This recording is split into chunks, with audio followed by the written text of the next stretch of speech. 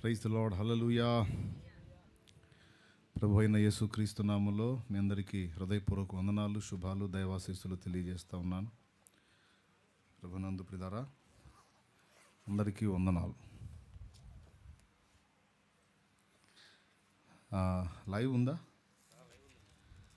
Okay, live ఉంటే లైవ్లో అందుబాటులోకి వచ్చిన వారందరికీ కూడా ప్రభు అయిన యేసుక్రీస్తు నామములో హృదయపూర్వక వందనాలు తెలియజేస్తూ ఉన్నాను. మంచి టైంలోకి మనం వచ్చాం. దేవుని వాక్య ధ్యానంలోనికి వెళదాం. అపోస్తలుడైన పౌలు తిమోతికి రాసిన మొదటి పత్రిక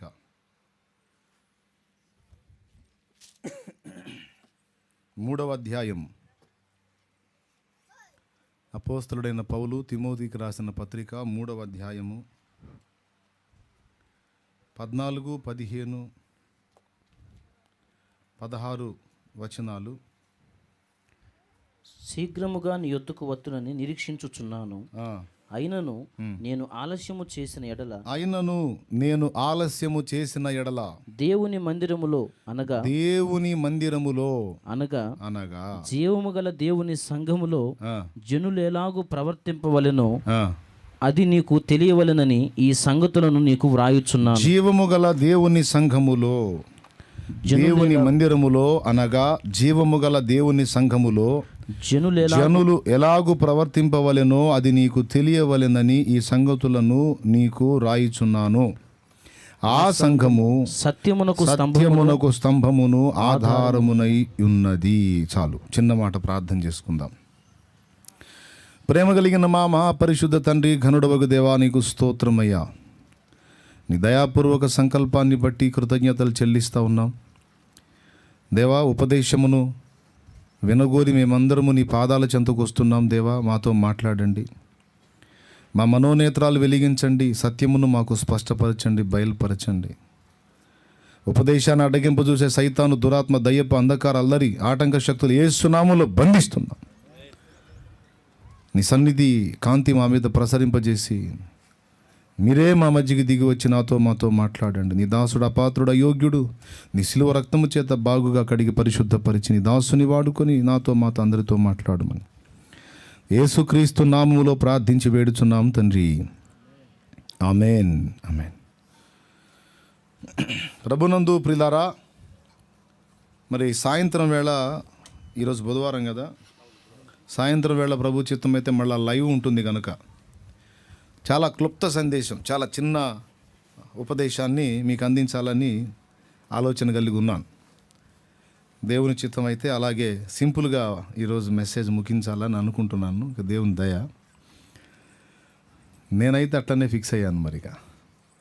కాబట్టి చెప్పే 4 మాటలు శ్రద్ధగా దేవుని యందు భయభక్తులు కలిగి వినాలని మిమ్మల్ని ఆహ్వానిస్తూ ఉన్నాను. లైవ్ ద్వారా ఉండేవాళ్ళు కూడా ఏదో అలవాటుగా వాక్యం పెట్టుకొని వేరే పనుల్లోకి వెళ్ళొద్దు. కాసేపు నిలువరంగా కూర్చొని వాక్యం స్టార్ట్ అయినప్పుడు జాగ్రత్తగా వినాలి. తప్పకుండా కొన్ని సంగతులు నువ్వు నేర్చుకుంటావు. మనం చదువుకున్న ఈ వాక్య భాగంలో అపోస్తలుడైన పౌలు తిమోతికి రాస్తున్న మొదటి ఉత్తరంలో దేవుని మందిరము అనే మాట తీసుకొచ్చాడు. నేను త్వరగా నీ దగ్గరికి వస్తానని అనుకుంటున్నాను. ఒకవేళ నాకు రావడానికి ఆలస్యం అయితే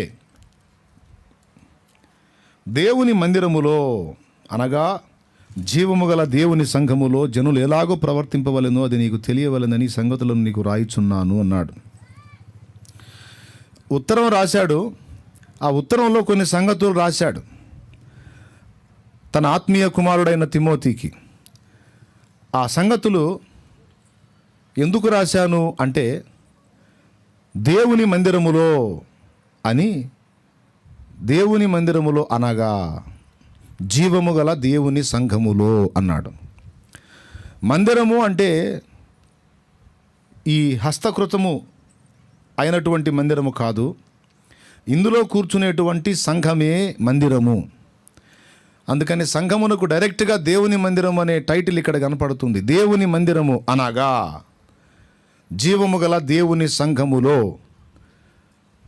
జనులు ఎలాగూ ప్రవర్తింపవలెనో నీకు రాస్తున్నాను అని ఈ ఉత్తరంలోని కొన్ని సంగతులను తిమోతి అనే తన ఆత్మీయ కుమారుడికి రాశాడు. రాస్తూ ఈ అధ్యాయానికి ముందు కొన్ని, తర్వాత కొన్ని విషయాలు బోల్డని సంగతులు చెప్పాడు. కానీ ఇక్కడ మాత్రం ఒకే ఒక పాయింట్ను హైలైట్ చేశాడు.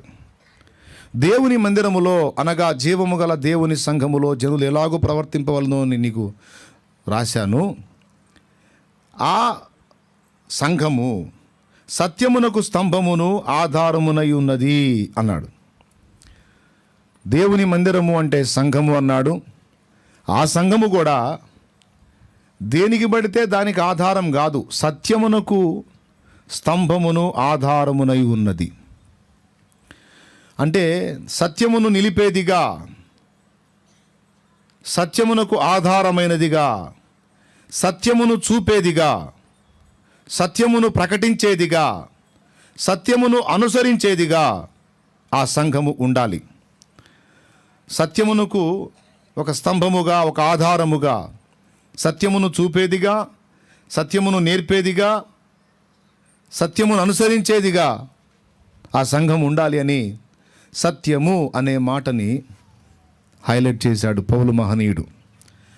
ఆ అధ్యాయానికి ముందు అధ్యాయాల్లో కొన్ని సంగతులు, తర్వాతి అధ్యాయాల్లో కొన్ని సంగతులు, ఇవన్నీ సంఘంలోని సంగతులే. ఆత్మీయ నాయకుడు ఎలా ఉండాలి, సంఘంలో జనాలు ఎలా ఉండాలి, వాళ్ళతో నాయకుడు ఎలా ఉండాలి, నాయకునితో వాళ్ళు ఎలా ఉండాలి అనే విషయాలు చాలా రాశాడు.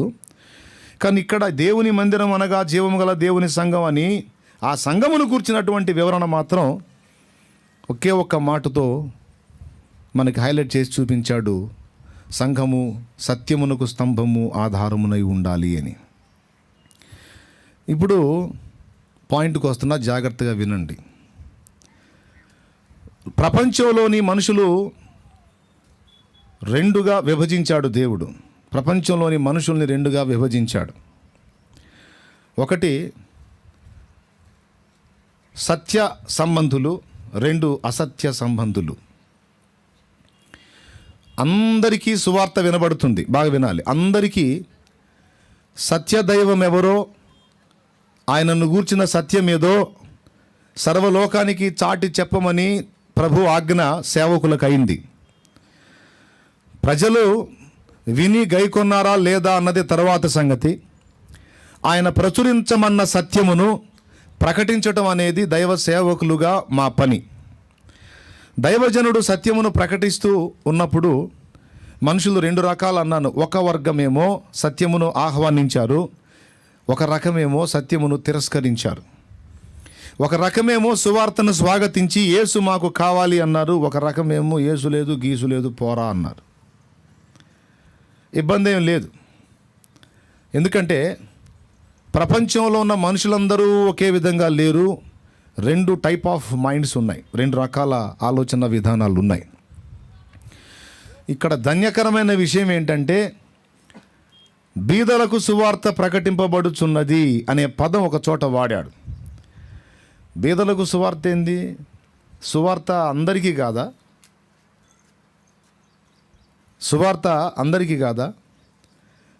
నలిగిన వారిని వెలుపటికి తీసుకొని రావడానికి, బంధింపబడిన వారికి హితవత్సరం ప్రకటించడానికి, బీదలకు సువార్త ప్రకటించడానికి ఆయన నన్ను అభిషేకించాడనే మాట యెషయా గ్రంథంలోను అలాగే లూకా 4లోను యేసు ప్రభు వాక్యం తీసినప్పుడు వచ్చినటువంటి భాగంలో బీదలకు సువార్త ప్రకటించుటకును.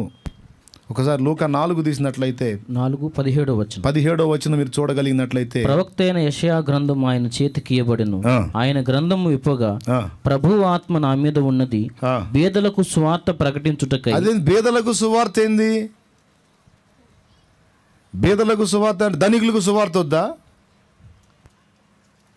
బీదలకే సువార్త అయితే మరి ధనికుల నరకానికేనా? అంటే అక్కడ బీదలకు సువార్త అనే పదంలో మనుషుల్ని రెండుగా విడగొట్టేశాడు. ఇప్పుడు నాకు 3 పూట్ల ఆహారానికి ఉందండి, నేను సంపన్నుణ్ణి. మీరు నాకు ఆహారం తీసుకొచ్చి ఆహారం తింటావా అని అడిగారు. నేను 3 పూట్లకు ఆహారం కలిగి ఉన్నాను, ఇంకా 30 పూట్లకు కూడా ఆహారం కలిగి ఉన్నాను. నువ్వు నా దగ్గరికి తీసుకొచ్చినప్పుడు నేను దాన్ని స్వీకరిస్తానా? చెప్పండి. నేను తీసుకుంటానా, నాకెందుకు, ఆల్రెడీ మా దగ్గర ఉంది అంటాను. ఒక్క పూట కూడా అన్నానికి లేదు. ఆ వ్యక్తి ఎలా ఉంటారు?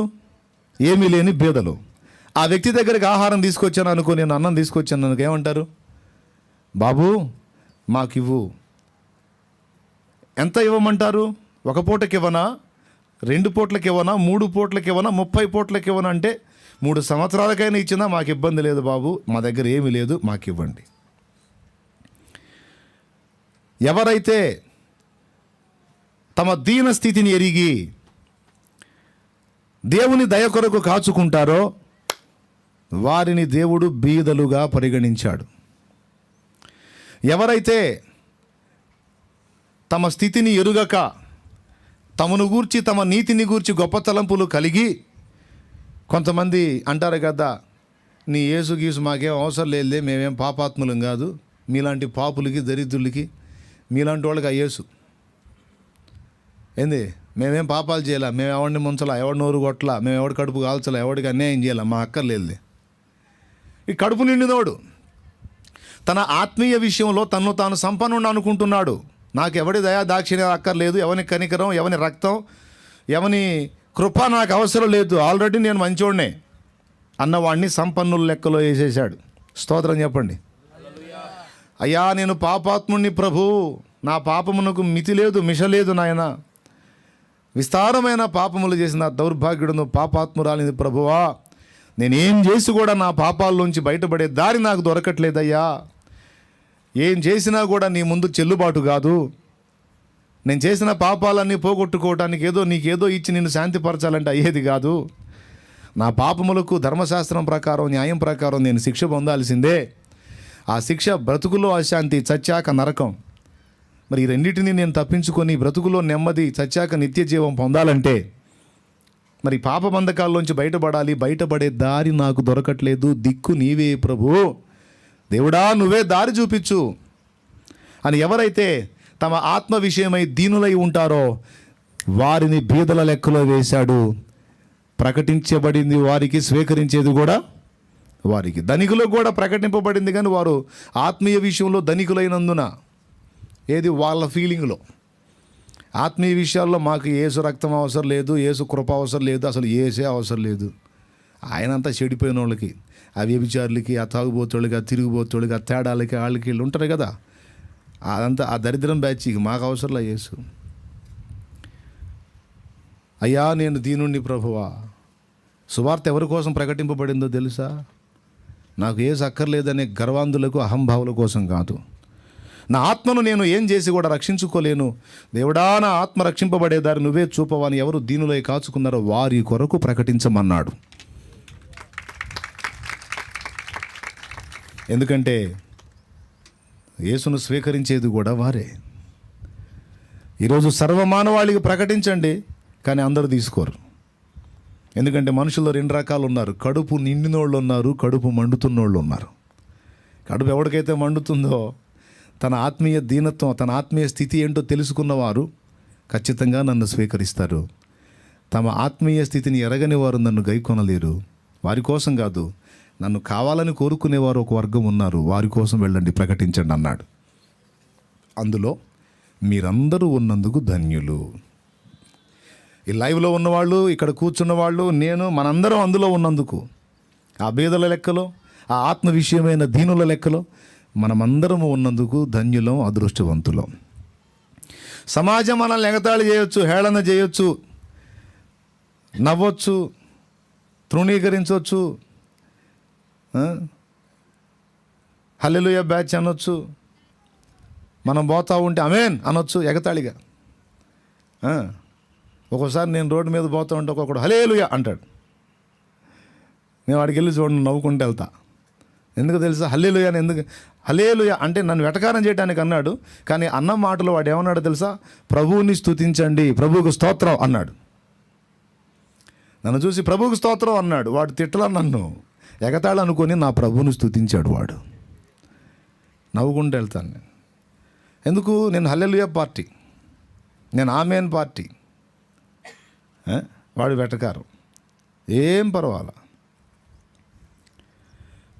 ఎన్నన్ను అనుకొని నాకేం ఇబ్బంది లేదు, అన్నిటి అంతము సమీపమైంది, అందరికీ ఒక ముగింపు పలకబోతున్నాడు దేవుడు అన్ని పరిస్థితులకి. ముందుగా ఆయన రాకడ సంభవం జరిగేటువంటి ఘట్టం దగ్గరకు వచ్చేసింది. మీరు గమనించారో లేదో, నిన్న నిర్మలా సీతారామన్ సంథింగ్ ఆమె బడ్జెట్ ప్రణాళికను రిలీజ్ చేసినప్పుడు డిజిటల్ మనీ అనే పాయింట్ ఎత్తింది. ఎంతమందికి అది రీచ్ అయిందో ఏమో తెలియదు.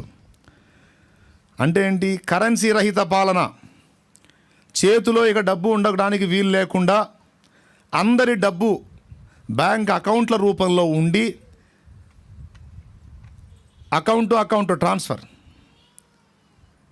ఇప్పటికే అది స్టార్ట్ అయింది. గూగుల్ పే, ఫోన్పే, ఆ పే, ఈ పే అని ఇప్పటికే రన్నింగ్లోకి వచ్చేసింది. చాలామంది చేతుల్లో డబ్బులు పెట్టుకోవట్లా, ఆ జాగ్రత్త ఏడబడతాం, ఆ కాపలాలు ఏడగాస్తామని. ఇప్పటికే అకౌంట్ టు అకౌంట్ ట్రాన్స్లేషన్ అవుతుంది, ట్రాన్స్ఫర్ అవుతుంది. ట్రాన్సాక్షన్ అంతా ఇలా జరుగుతుంది. ఆమె ఏం చెప్తుంది అంటే ఇంకా దాన్ని తీవ్రతరం చేసి ఇక మనీని కరెన్సీ రూపంలో రద్దు చేసే ప్రణాళికగా, రద్దు చేసే దిశగా దేశాన్ని నడిపించాలనే ఉద్దేశాన్ని వెల్లడి చేసింది. నేను విన్నోళ్ళు చెప్పారు, అన్న ఇట్లా వ్యాఖ్య వచ్చిందని. అంతేనంది, డౌటే లేదుగా. దీన్ని బట్టి ఒకేసారి కాకపోయినా కొన్ని సంవత్సరాల్లో ఆ ప్రక్రియ అమలవుతుంది. అది ఒక్క భారతదేశంలోనే కాదు, ప్రపంచ దేశాలన్నిటి ఇప్పటికే చాలా దేశాల్లో రన్నింగ్లోకి వచ్చింది. భారతదేశంలో కూడా రన్నింగ్లోకి వచ్చింది. అది ఇంకా తీవ్రతరం అయిపోయి రానున్న దినాల్లో మనుషుల చేతుల్లో అసలు పైసలు ఉండే అవసరం లేకుండా అయిపోతుంది. ఆఖరికి మార్కెట్కి పోయి నువ్వు మసాలా ప్యాక్ చేయించిన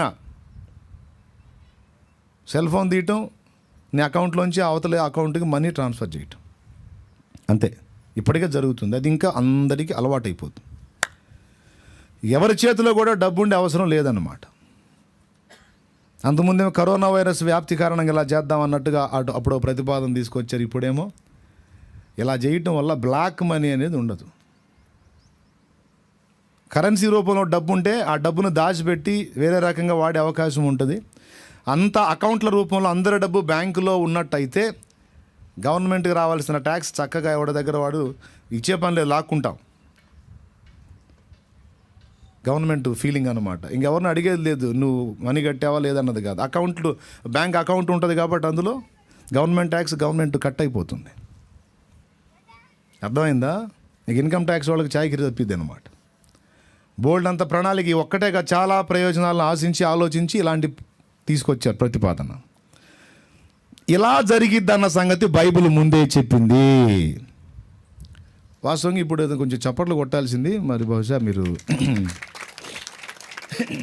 నేను చెప్పానని కాదు, బైబిల్ చెప్పింది అన్నందుకు మీరు చప్పట్లు కొడతారు అనుకున్నాను. కొంచెం డిమ్ లైట్ లాగా వెలిగింది బల్బు. మళ్ళీ ఒకసారి స్తోత్రం చెప్పండి. భవిష్యత్తులో ఒక గవర్నమెంట్ రాబోతుంది. ఆ గవర్నమెంట్ ఏంటంటే ఒక దేశానికి, ఒక రాష్ట్రానికి కాదు, దేశ రాష్ట్ర గవర్నమెంట్లన్నీ ఎఫెక్ట్ అయిపోయి ప్రపంచమంతటా ఒక్కటే గవర్నమెంటు స్టార్ట్ అవుతుంది ఇంకా కొన్ని సంవత్సరాల్లో. ఆ గవర్నమెంట్ స్టార్ట్ కావటానికి ముందు కావాల్సిన ఏర్పాట్లన్నీ రెడీ అవుతున్నాయి. ఇది బైబిల్లో ప్రకటన చెప్పిన సత్యం. ప్రపంచమంతటా డిజిటల్ మనీ. గమనించాలి, ఒక చిన్న పాయింట్ చెప్తాను. ఆ ముద్ర వేయించుకొనని వానికి, ఆ ప్రతిమకు నమస్కారము చేయని వానికి, నొసళ్ళ యందు కానీ చేతి మీద కానీ ఆ ముద్ర వేయించుకొనని వారికి క్రయ విక్రయములు జరుపుటకు అధికారము లేకుండా చేసి ఆ ముద్రను వేయించుకున్నట్లు ఆ క్రూర మృగము వారిని బలవంతము చేయుచున్నది. అది ప్రకటన గ్రంథం. బైబిల్ ఒక్కసారి తీసుకొని చూడండి. ఇక రాబోతున్న రోజులు అవే. ఈరోజు మనల్ని వెటకారం చేసేవాళ్ళు, ఎగతాళి చేసేవాళ్ళు అందరికీ భవిష్యత్తులో మంచిగా న్యాయం జరగబోతుంది. ప్రకటన గ్రంథము 13వ అధ్యాయము 15వ వచనం నుంచి త్వరగా చదివేసేయాలి.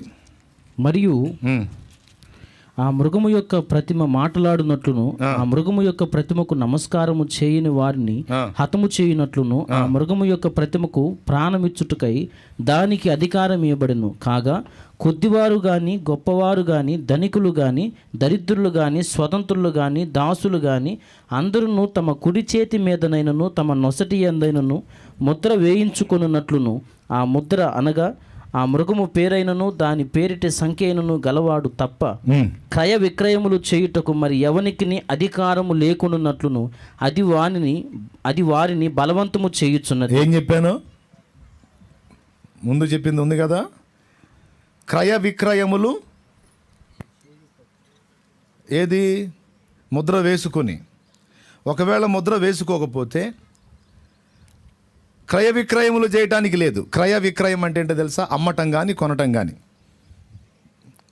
భవిష్యత్తులో ప్రపంచమంతా ఒక్కటే రాజ్యముగా మారిపోబోతుంది. ప్రపంచం మొత్తానికి ఒక్కడే కింగ్ రాబోతున్నాడు, రాజు. వాడే అంత్య అబద్ధ క్రీస్తు. కొంతమంది ఏముండదు మనకు, అట్లాంటివి ఏముండవు, మనం ముందే వెళ్ళిపోతాము, అసలు వాడంతా వచ్చి విడవబడ్డవాళ్ళని వాడు పాలిస్తాడు మనల్ని కాదని సంఘాన్ని జోకొడుతున్నారు. ఈ జోకొట్టే వాళ్ళందరికీ చిన్న చిన్నగా ఒక్కొక్కటి ఎదురు దెబ్బ తగులుతుంది. ఇప్పటికీ తెగుళ్ళు అన్న వచనం నెరవేరి ఒక తెగులు స్టార్ట్ అయ్యి ఇప్పటికి 3 ఏళ్ళు అయింది, ఇంతవరకు ఒక కొలికి రాలా. దాని దెబ్బకి ఇప్పటికి కూడా అన్నీ కొన్ని కంట్రోల్ చేసుకొని కూర్చోవాల్సి వచ్చింది. ఇంకా ఎంతకాలం కొనసాగిద్దో తెలియదు. ఇది అయిపోయిన తర్వాత ఇంకొక టైపులో ఇంకొకేం రాబోతుందో తెలియదు. ఓకే, తర్వాత డిజిటల్ మనీ అంటే చేతిలో డబ్బు లేకుండా అంత అకౌంట్ల నుంచి అకౌంట్లకి ట్రాన్స్ఫర్ చేసేటువంటి విధానం రన్నింగ్లోకి వస్తుంది. ఇదంతా ఎవరికి లైన్ క్లియర్ చేయడానికో తెలుసా? భవిష్యత్తులో రాబోతున్న ఆ ప్రపంచ నియంతకి లైన్ క్లియర్ చేయడానికి జరగబోతుంది. ఒకవేళ వెంటనే కాకపోయినా క్రమక్రమంగా ఆ దిశకే వెళుతుంది ఇప్పుడు ప్రపంచమంతా. అందరూ తెలివి కలిగిన వాళ్ళందరూ ఆలోచిస్తారని చెప్తున్నాను నేను. ఇక వాడు వచ్చిన తర్వాత ఏం చేస్తాడంటే, ఇప్పుడు ఉదాహరణకి అందరి డబ్బు బ్యాంకుల్లో ఉందనుకోండి, చేతుల్లో కాకుండా బ్యాంకులో ఉందనుకోండి. బ్యాంకులన్నీ ఎవరి చేతిలో ఉంటాయి? గవర్నమెంట్ చేతిలో ఉంటాయి. రవి అనే ఒక తమ్ముడు ఉన్నాడు. ఈ రవి అకౌంట్ కూడా మనీ చేతిలో ఉండదు, అకౌంట్ రూపంలో అతని డబ్బు కూడా బ్యాంకులో ఉంటుంది. ఈ రవి అనేవాడు ఒకవేళ ప్రభుత్వ వ్యతిరేకిగా ప్రభుత్వం గుర్తించింది అనుకో, రవి అనేవాడు ప్రభుత్వ వ్యతిరేకిగా ప్రభుత్వం గుర్తించింది అనుకో, అతని వ్యవహారం అంతటిని స్తంభింపజేయటానికి దానికి అధికారం ఉంది ప్రభుత్వానికి. ముందు ఎక్కడ దెబ్బ కొడుతుందో తెలుసా? అతని బ్యాంకు లావాదేవీలని క్లోజ్ చేస్తుంది. అతని అకౌంట్ని ఎవడు ముట్టడానికి లేదు, అతని అకౌంట్ నుంచి అతనికి డబ్బు వెళ్ళడానికి వీల్లేదు. ముందు అకౌంట్ని సీజ్ చేసేస్తుంది. సచ్చినట్టప్పుడు అతను గవర్నమెంట్కి లోబడాలి, లేకపోతే ఎటు పోవాలన్న ఛార్జీకి కూడా డబ్బులు ఉండవు. ఎందుకు? జేబులో చిల్లర వేసుకునే రోజులు పోతున్నాయి. అకౌంట్లో డబ్బులు రాకపోతే నా చేతులు ఏమి లేవా, నా జేబులో పెట్టుకొని పోతా, నా పర్సులో డబ్బులు పెట్టుకొని పోతా అంటానికి ఉండదు. ఇప్పుడు చెప్పండి, అందరి జుట్టు ఎవరి చేతిలోకి పోతుంది? ఎవడన్నా ఎగస్ట్రాలు చేశాడు అనుకో, ఆడ అకౌంట్ క్లోజ్ అంటారు. వాడి మీద ప్రభుత్వ వ్యతిరేకాన్ని ముద్ర వేసి పడేస్తాడు, ఆడ అకౌంట్ క్లోజ్ అంటాడు. అకౌంట్ క్లోజ్ అయినప్పుడు మార్కెట్కి పోయినా కూడా ఇక కరేపాకు కూడా ఇవ్వరు. అర్థమైందా? నీ అకౌంట్ నుంచి కరేపాకు నువ్వు కొనుక్కొని వాడికి మనీ ట్రాన్స్ఫర్ చేయాలంటే నీ అకౌంట్ని ఓపెన్ చేస్తే సీజన్ పడిద్ది, ఒప్పుకోరు. ఈ డబ్బులు ఎట్టొస్తాయి? కాబట్టి ఇప్పుడు ఏం చేయాలి? వాడు సచ్చినట్టు ప్రభుత్వానికి లోబడాలి. ఇది అంత్య అబద్ధ క్రీస్తు ప్రపంచం మొత్తాన్ని ఏలడానికి వచ్చేవాడు భవిష్యత్తులో చేయబోతున్నటువంటి ఒక పనికి ముంగుర్తుగా ఇది స్టార్ట్ అయింది. ఇక అందరి చేతుల్లో ఇప్పుడు డబ్బులు ఉన్నాయా? అందరి చేతుల్లో అంతా కూడా. ఆఖరికి చర్చిలో కానుక కూడా అదేంటిది? అది స్కానరా?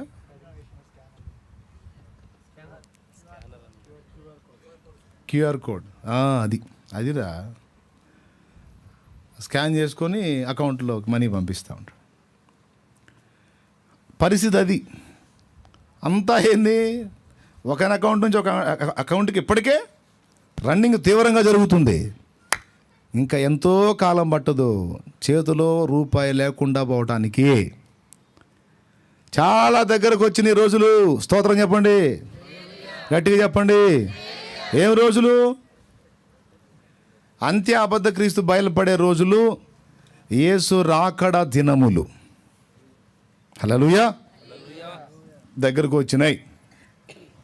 ఇప్పుడు మనం ఆత్మ విషయమై దీనులమై, పాపం విషయమై పశ్చాత్తాపడి, మారు మనసు పొంది, ఆయన పిలుపుకు లోబడి, ఆయన రక్తంలో పాపాలన్నీ కడిగేసుకొని పరిశుద్ధపరచబడి దేవుని మార్గంలో నడుస్తున్నాం. కొంతమంది ఎగతాళి చేసి, హేళన చేసి ఆయన ఇచ్చే రక్షణ అవకాశాన్ని తిరస్కరిస్తున్నారు. యేసుక్రీస్తు రెండవ రాకడ జరిగే లోపు అందరూ మారు మనసు పొంది, జాగ్రత్త పడి, రక్షణ బాప్తీసం పొంది సిద్ధపడితే సరే. తిరస్కరించి, వెటకారం చేసి, ఎగతాళి చేసి, ఓవర్ యాక్షన్ చేస్తే ఇప్పుడు బాగానే ఉంటుంది, ఏం పర్లా. ఇక రాబోతున్నటువంటి దినములలో, భయంకరమైన సంభవాలలో, సంఘం ఎత్తబడిన తర్వాత ఏర్పడేటువంటి ఘోరమైనటువంటి శ్రమలలో అందరూ ఇబ్బందుల పాలయ్యే అవకాశం ఉంది. తర్వాత నరకాగ్ని కూడా నెట్టబడే అవకాశం ఉంది. ఇది అవకాశం ఇచ్చిన ఆ అవకాశాన్ని గురించి తెలుసుకొని కూడా నిర్లక్ష్యం చేస్తే వారు తప్పించుకోలేరు.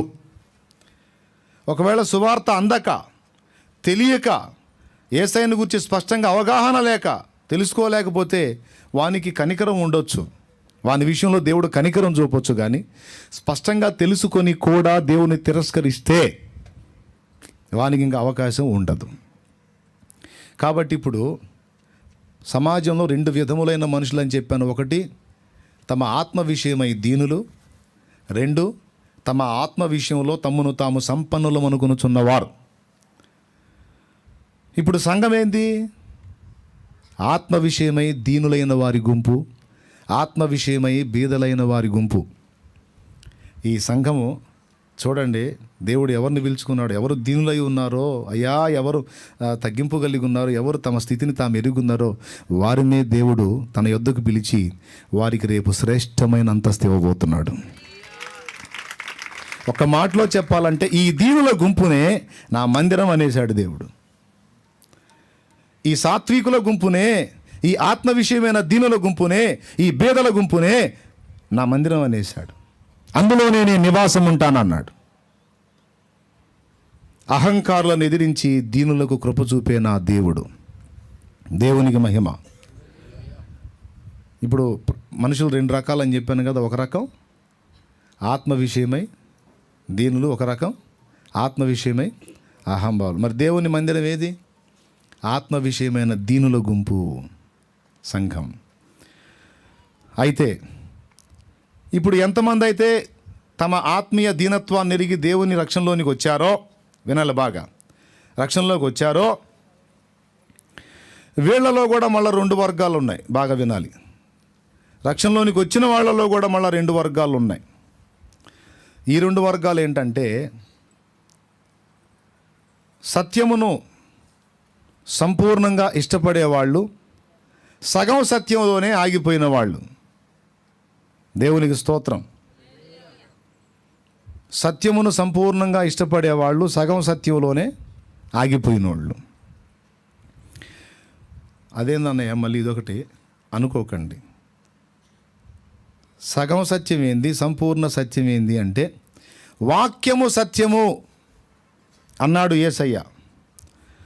దావీదు మహనీయుడు 119వ కీర్తనలో నీ వాక్య సారాంశము సత్యము అన్నాడు. వాక్యము సత్యము, వాక్య సారాంశము కూడా సత్యమే. ఒక అంశాన్ని గురించి ఎక్కడెక్కడెక్కడెక్కడెక్కడ వచనాలు ఉన్నాయో అవన్నీ కలిపి ఏం చెప్తున్నాయో దాన్ని క్రోడీకరించి దాన్ని అంతటిని అవగాహన చేసుకొని ఒక సిద్ధాంతాన్ని కల్పించటం వాక్య సారాంశ సత్యం అంటారు. సేవకులు కూడా ఉన్నారు కనుక చెప్తున్నా. ఒక అంశాన్ని గురించి ఎక్కడో ఒక వచనం చూపించి ఆ ఒక వచనాన్ని ఆధారం చేసుకొని సిద్ధాంతీకరించడానికి ట్రై చేస్తే అది కూడా వాక్యమే, కానీ వాక్య సారాంశ సత్యం అయితే కాదు. వాక్యమే అంటే సగం సత్యం. ఒక్క వచన ఆధారంగా ఏర్పడే ఏ సిద్ధాంతమైనా సగమే సత్యం. అనేక వచనాలు ఆ అంశాన్ని గురించి అనేక వచనాలు ఏమేమి చెబుతున్నాయో అవన్నిటినీ కలగలిపి ఒక సిద్ధాంతాన్ని ప్రతిపాదిస్తే అది వాక్య సారాంశ సత్యం. అందుకే ఏదైనా ఒక అంశాన్ని సిద్ధాంతీకరించాలని అనుకునేటప్పుడు దైవజనులైన ఎవరైనా సీనియర్స్ ఒక అంశాన్ని గురించి ఒక సిద్ధాంతం చేయాలనుకున్నప్పుడు ఆ అంశాన్ని గురించి లేఖనములో ఒక్క వచనమే మాట్లాడిందా లేకపోతే అనేక వచనాలు దాని గురించి సాక్ష్యం ఇచ్చినాయా అనేది ఖచ్చితంగా చూసుకోవాలి. ఒక్క వచనమే ఉందనుకోండి, ఆ ఒక్క వచన ఆధారంగా ఒక సత్యాన్ని మనం సిద్ధాంతీకరించలేం. దాని గురించి మొత్తం అసలు బైబిల్లోని వచనాలన్నీ ఏం చెప్తున్నాయి అదంతా కలగలిపితేనే సారాంశ సత్యం ఏందో మనకి అర్థమవుతుంది. సిద్ధాంతీకరించేటప్పుడు ఒక వచన ఆధారంగా ఎప్పుడు ఏ సిద్ధాంతం చేసినా అది వీగిపోయిద్ది, నిలవదు వాదనలో. అనేక వచనాలను కలిపి ఒక సిద్ధాంతాన్ని ప్రతిపాదిస్తే, అనేక వచనాల సారాంశం అంతటిని తీసుకొని ఒక సిద్ధాంతాన్ని ప్రతిపాదిస్తే అది గట్టిగా నిలబడిద్ది. 2-3 సాక్షుల నోట ప్రతి మాట స్థిరపరచబడును. ఒక్కడే సాక్షి అయితే నమ్మరు. ఇతను తేడా చేస్తూ నేను చూశానండి అని ఇతను చెప్పాడు అనుకోకడు, నమ్మరు. ధర్మశాస్త్రం ఒప్పుకోదు. కనీసం ఇంకొకడు ఉన్నాడా అని అడుగుద్ది. చట్టం కూడా అంతే అడుగుద్ది. కనీసం ఇంకొకడు ఉన్నాడా? 2-3 సాక్షులు. అలాగే లేఖనంలో ఏదైనా ఒక వచనాన్ని గురించి సిద్ధాంతీకరించాలనుకున్నప్పుడు, ఒక అంశాన్ని గురించి సిద్ధాంతీకరించాలనుకున్నప్పుడు దాని గురించి ఇంకా మిగిలిన వచనాలు కూడా సాక్ష్యం ఇస్తున్నాయా లేదా చూసుకోవాలి. ఒక్కటే వచనం ఉండి దానికి సపోర్టుగా ఏ వచనాలు సాక్ష్యం లేనప్పుడు తొందరపడి దాన్ని సిద్ధాంతీకరించడం మంచిది కాదు. దేవునికి స్తోత్రం కలుగునుగాక. కాబట్టి ఇక్కడ సంపూర్ణ సత్యాన్ని ఆశ కలిగిన వాళ్ళు ఉన్నారు, సగం సత్యంలోనే ఆగిపోయిన వాళ్ళు ఉన్నారు. అయితే మనందరి హృదయంలో ఏ భారం ఉండాలంటే ఏది చేసినా ఏ అడుగు వేసినా సంపూర్ణ సత్యాన్ని కలిగి ఉండే మనం ప్రవర్తించాలి, అడుగు వేయాలి అనేటువంటి స్థిర తీర్మానం, స్థిర నిశ్చయిత మనకు ఉండాలి. సగం సగం సత్యంతో మనం ప్రయాణం చేయకూడదు. ఏ అంశమైనా బాగా వినాలి. తండ్రి సన్నిధి మినిస్ట్రీస్ ద్వారా దేవుడు జరిగించేటువంటి పరిచర్యలో ఈ ప్రాముఖ్యమైన విషయం ఈ లైవ్ చూసేవాళ్ళు, తర్వాత చూసేవాళ్ళు, ఇక్కడ కూర్చొని వింటున్న వాళ్ళు, షాలేము రాజు అనేవాడిని ఈ పరిచర్యను అభిమానించి అనుసరిస్తున్నటువంటి వాళ్ళందరూ కూడా ఇది గుర్తుపెట్టుకోవాలి. నా ప్రయాణం ప్రతిపాదన అంతా కూడా సారాంశ సత్యం మీదనే ప్రయాణం చేయాలి, సగం సత్యం కాదు. ఒక్కొక్క అంశాన్ని గురించి లేఖనాలన్నీ ఏం చెబుతున్నాయో చూసుకొని దాన్ని బట్టి ప్రయాణం చేయాలనే ఫస్ట్ నుంచి ఇప్పటిదాకా ఆ పద్ధతిలోనే కొన్ని సిద్ధాంతాలు చేసి నన్ను వెంబడించే దైవ జనాంగానికి, ఆత్మీయ బిడ్డలకి నేర్పా. పరిశుద్ధాత్మ అభిషేకం విషయంలో లేఖనాలన్నీ ఏం చెబుతున్నాయి, ఆత్మ కృపావరముల విషయంలో లేఖనాలన్నీ ఏం చెబుతున్నాయి, యేసుక్రీస్తు 2వ రాకడ విషయంలో లేఖనాలన్నీ ఏం చెబుతున్నాయి, శ్రమలకు ముందా, శ్రమలకు మధ్యలోనా, శ్రమల తర్వాత ఎప్పుడు ఎత్తబడుతుంది అనే విషయంలో లేఖనాలన్నీ ఏం చెబుతున్నాయి, ప్రభు బలను గురించి లేఖనం అంతా ఏం చెబుతుంది, బాప్తిస్మమును గురించి లేఖనం అంతా ఏం చెబుతుంది, హస్త నిక్షేపణను గురించి లేఖనం అంతా ఏం చెబుతుంది, పరిచర్య ధర్మము జరగటానికి దేవుడు ఏర్పరిచినటువంటి అపోస్తలులు, సువార్తికులు, ప్రవక్తలు, బోధకులు, కాపరులు, ఉపదేశకుల గురించి లేఖనం ఏం చెబుతుంది, సారాంశ సత్యం ఏంటి, బాప్తిస్మం పొందితే ఏ బాప్తిస్మం పొందాలి, ఏ నామంలో పొందాలి, ఎలా పొందాలి, ఎప్పుడు పొందాలి, ఎందుకు పొందాలి, దీనికి లేఖనాలన్నీ ఏం చెబుతున్నాయి, ఆరాధన దినం ఏ రోజు, పరిశుద్ధాత్మను గూర్చిన సత్యం ఏంటి, యేసుక్రీస్తు దేవత్వాన్ని మానవత్వాన్ని గూర్చిన సత్యం ఏంటి, దైవతత్వాన్ని గూర్చినటువంటి రహస్యం ఏంటి, పరలోకంలో జరుగుతున్నటువంటి సంభవాలేంటి, సైతాను అనేవాడి గురించినటువంటి విషయాలేంటి, అలాగే ప్రకటన గ్రంథంలోని విషయాలను గురించి, భవిష్యత్ సంభవాలను, 2 సాక్షులు ఎవరు, 666 ముద్ర సంగతి ఏంటి, ప్రతి బోల్డ్ అనే విషయాల్లోనే మనం తెలుసుకోవాల్సినవి. మారు మనసును గూర్చిన సత్యం ఏంటి, మృతుల పునరుద్ధానాన్ని గూర్చిన సత్యం ఏంటి, నిత్యమైన తీర్పులను గూర్చిన సత్యం ఏంటి, అనేక సంగతులను గురించి సంఘమునకు తెలియజేయాల్సిన నైతిక బాధ్యత ప్రతి కాపరికి, ప్రతి దైవజనుడికి ఉంది.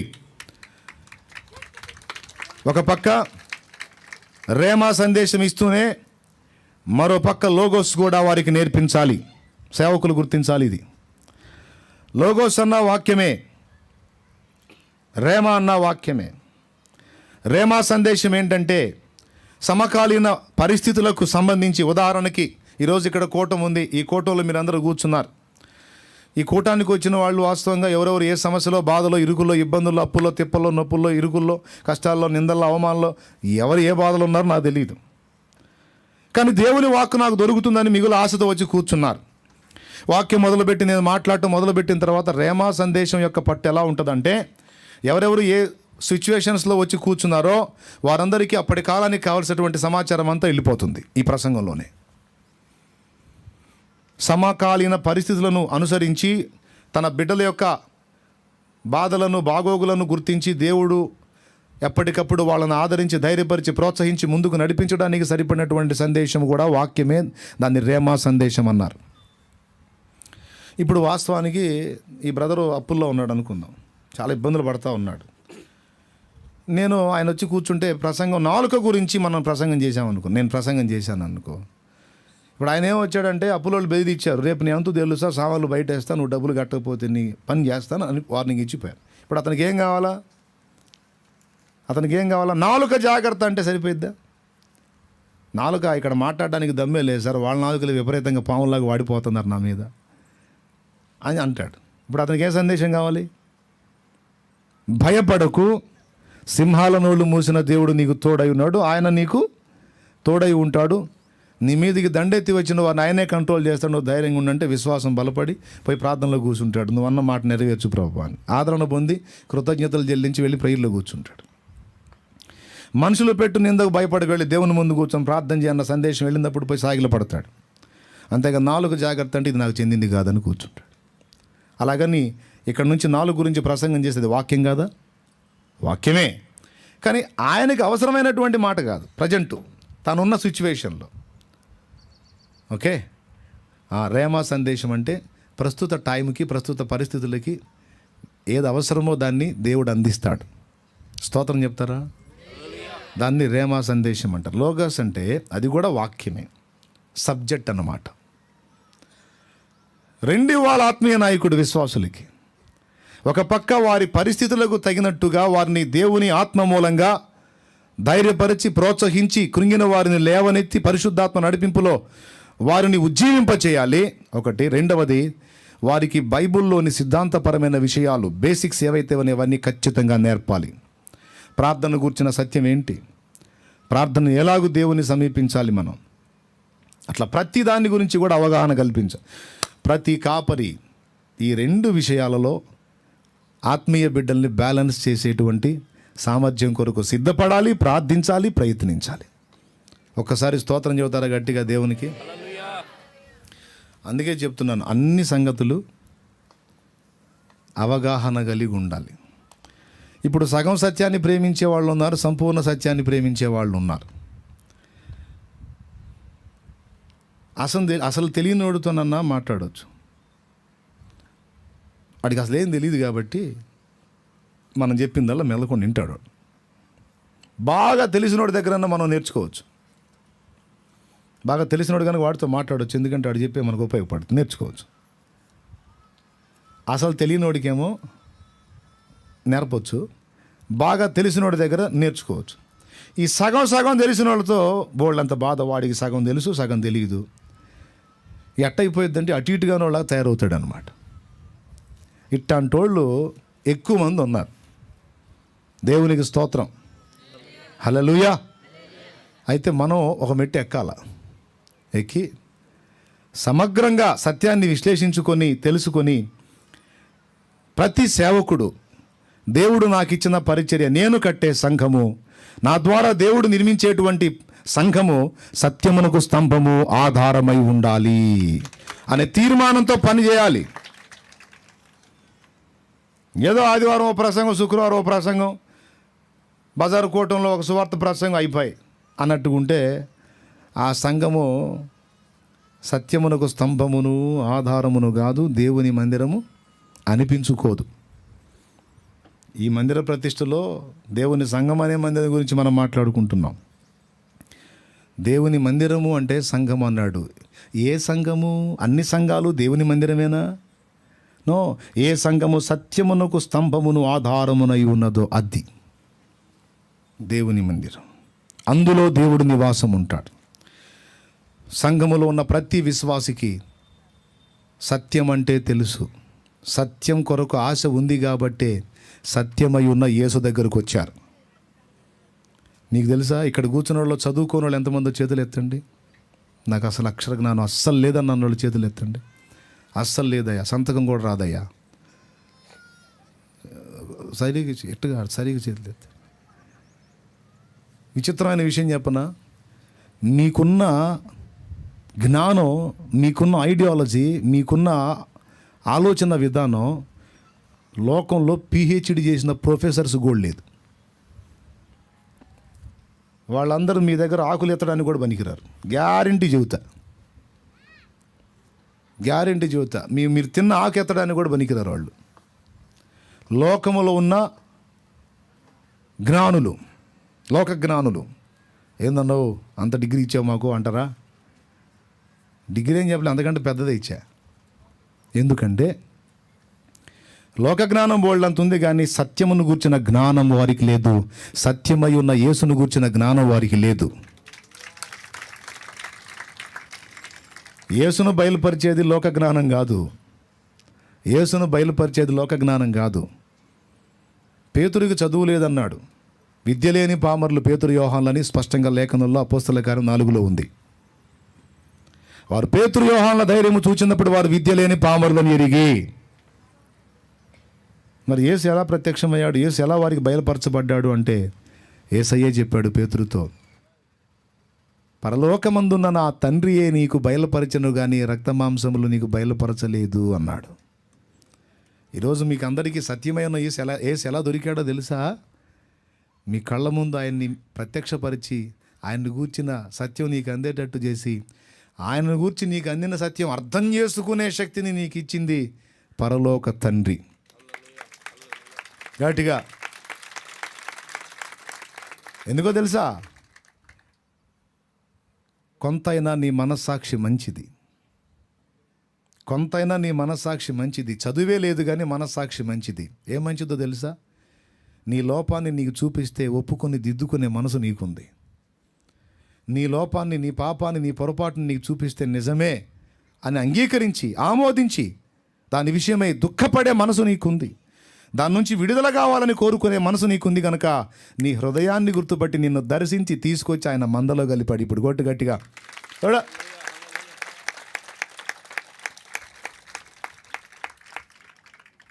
స్తోత్రం కూడా చెప్తారు గట్టిగా. ఆ మనసు చాలామంది లోకంలో జ్ఞానులకు లేదు. ఎవరికి లేదు? నేను చూపిస్తాను వాళ్ళని, కూటమి నాకు వెళ్ళి చూడండి. మనుషులేగా వాళ్ళే, ఏమైనా తేడాగా ఉన్నారా?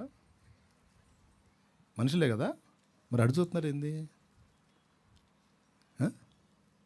నాకెళ్ళి కదా చూడాలి, వాక్యం నేను చెబుతుంది. టైంపాస్ చేస్తున్నానా? ఏమోరా బాబు నువ్వు చెప్పేది అర్థమై సావట్లేదు అంటారా? అర్థమవుతుందా, అర్థం కావట్లేదా? ఎంతమందికి అర్థమైంది చేతులు ఎత్తండి. చాలా సంతోషం. ఖచ్చితంగా అర్థం అవుతుంది. అర్థం కాకపోతే ఇంకో గంట సాగదీసేది సార్ చెబుతా. దేవునికి మహిమ. ఏమి ఇబ్బంది పడద్దు. అవసరమైతే ఇంక 2 గంటలు తీసుకుంటా. అర్థం కాకుండా మాత్రం వదిలిపెట్టే ప్రసక్తే లేదు. ఇప్పుడు అర్థం కాకపోయినా అర్థం అవుతుంది అన్న అంటాను. పెందలాడి ముగిస్తాను నేను. బాగా వినాలి. ఆ సత్యము, ఆ సంఘము సత్యమునకు స్తంభమును ఆధారమునై ఉన్నది. సత్యం గురించి అసలు మాకేం తెలియదు అనే ప్రశ్నే లేదు. తెలుసు మీకు. ఒక పాపి పరలోకం ఎలా పోతాడు? ఇందులో సత్యం ఏదో మీరు చెప్పండి. మనం చేసే పుణ్యకార్యాల వల్ల పోతాడా? యేసు రక్తం వల్ల పోతాడా? పెద్దగా చెప్పండి. మనం చేసే మంచి పనులు జల్తాయా? మరి ఎట్లా? మనం శిక్ష పొందాలా లేదా మన స్థానంలో మరొకడన్నా పొందాలి? ఎవరు పొందారు? చూసారా ఎంత అద్భుతమైన లాజిక్ ఉందో మీ దగ్గర. ఇది మేధావులు అని చెప్పుకున్న వాళ్ళకి లేదు లోకంలో. మేము పెద్ద పండితులం జ్ఞానంలో ఉన్న వాళ్ళకి లేదు. వాళ్ళందరూ ఏమనుకుంటున్నారు తెలుసా? అది ఎన్ని చేసినా దేవుడికి ఏదో ఒకటి ఇచ్చేస్తే తీసుకొని కన్విన్స్ అయిపోతాడని వాళ్ళు ఫిక్స్ అయ్యారు. ఇప్పుడు ఎవరు పిచ్చోళ్ళు ఎవరు మంచోళ్ళు చెప్పండి? వాళ్ళందరూ ఏమనుకుంటున్నారు? ఏం కాదు, ఎన్ని చేసుకున్నా మనం ఏదో ఒకటి ఇస్తే ఏముంది, జేబులో వేసేసుకుంటాడు, పొండ్రా అంటాడు అనుకున్నారు మరి వాళ్ళు. ఒకప్పుడు నువ్వు కూడా అదే అందులోనే ఉన్నావు, కానీ తర్వాత నీ మైండ్లో లాజిక్ పనిచేసింది, హృదయంలో మనస్సాక్షి పనిచేసింది, నీ ఆలోచన పనిచేసింది. చిచి ఇది కరెక్ట్ కాదే, పాపాలు చేసిన నేను దేవుడికి ఏదో అయ్యి ఇచ్చేస్తే అవి తీసేసుకొని దేవుడు నన్ను వదిలేస్తే నా పాపాల్లో దేవుడు వాటాదారుడు అవుతాడు, కానీ పరిశుద్ధుడు ఎలా అవుతాడు అనే ఆలోచన నీకు వచ్చింది. నేను ఇచ్చే వాటిని తీసుకొని దేవుడు నన్ను వదిలిపెట్టడు, నా పాపాన్ని ఖచ్చితంగా శిక్ష పడిద్ది అనేది నీ క్లారిటీ ఉంది. కాబట్టే నీకు బదులు శిక్ష మోసిన యేసు దగ్గరికి నువ్వు వచ్చావు. ఇప్పుడు నీకు చదువు ఉంటేనే లేకపోతేనే దేవుడు బయలుపరిచాడు. నీకు తెలియదా ఇప్పుడు నీకు సత్యం? నిజమైన దేవుడు ఎవరు? పెద్దగా చెప్పండి, ఇంకోసారి చెప్పండి. ఏం చేశాడు నీ కోసం? అంతే ఉన్నాడు, తిరిగి లేచాడా? ఎన్నో రోజు ఎవరి ద్వారా పరలోకం? యేసు లేకపోతే మనం ఇచ్చే చల్లవా? ఏం చల్లవా? చాలా మంచివాళ్ళంగా మనం, అయ్యేం చల్లవుగా. మా నీతి క్రియలన్నీ మురికి గుడ్డలు. దేవునికి మహిమ. మరి ఈ మ్యాటర్ మీకు ఎట్ట తెలుసు? చదువులేదు కదండి. అదే మరి విచిత్రం. మనోనేత్రములు వెలిగించినందున, భలే పాట కదా.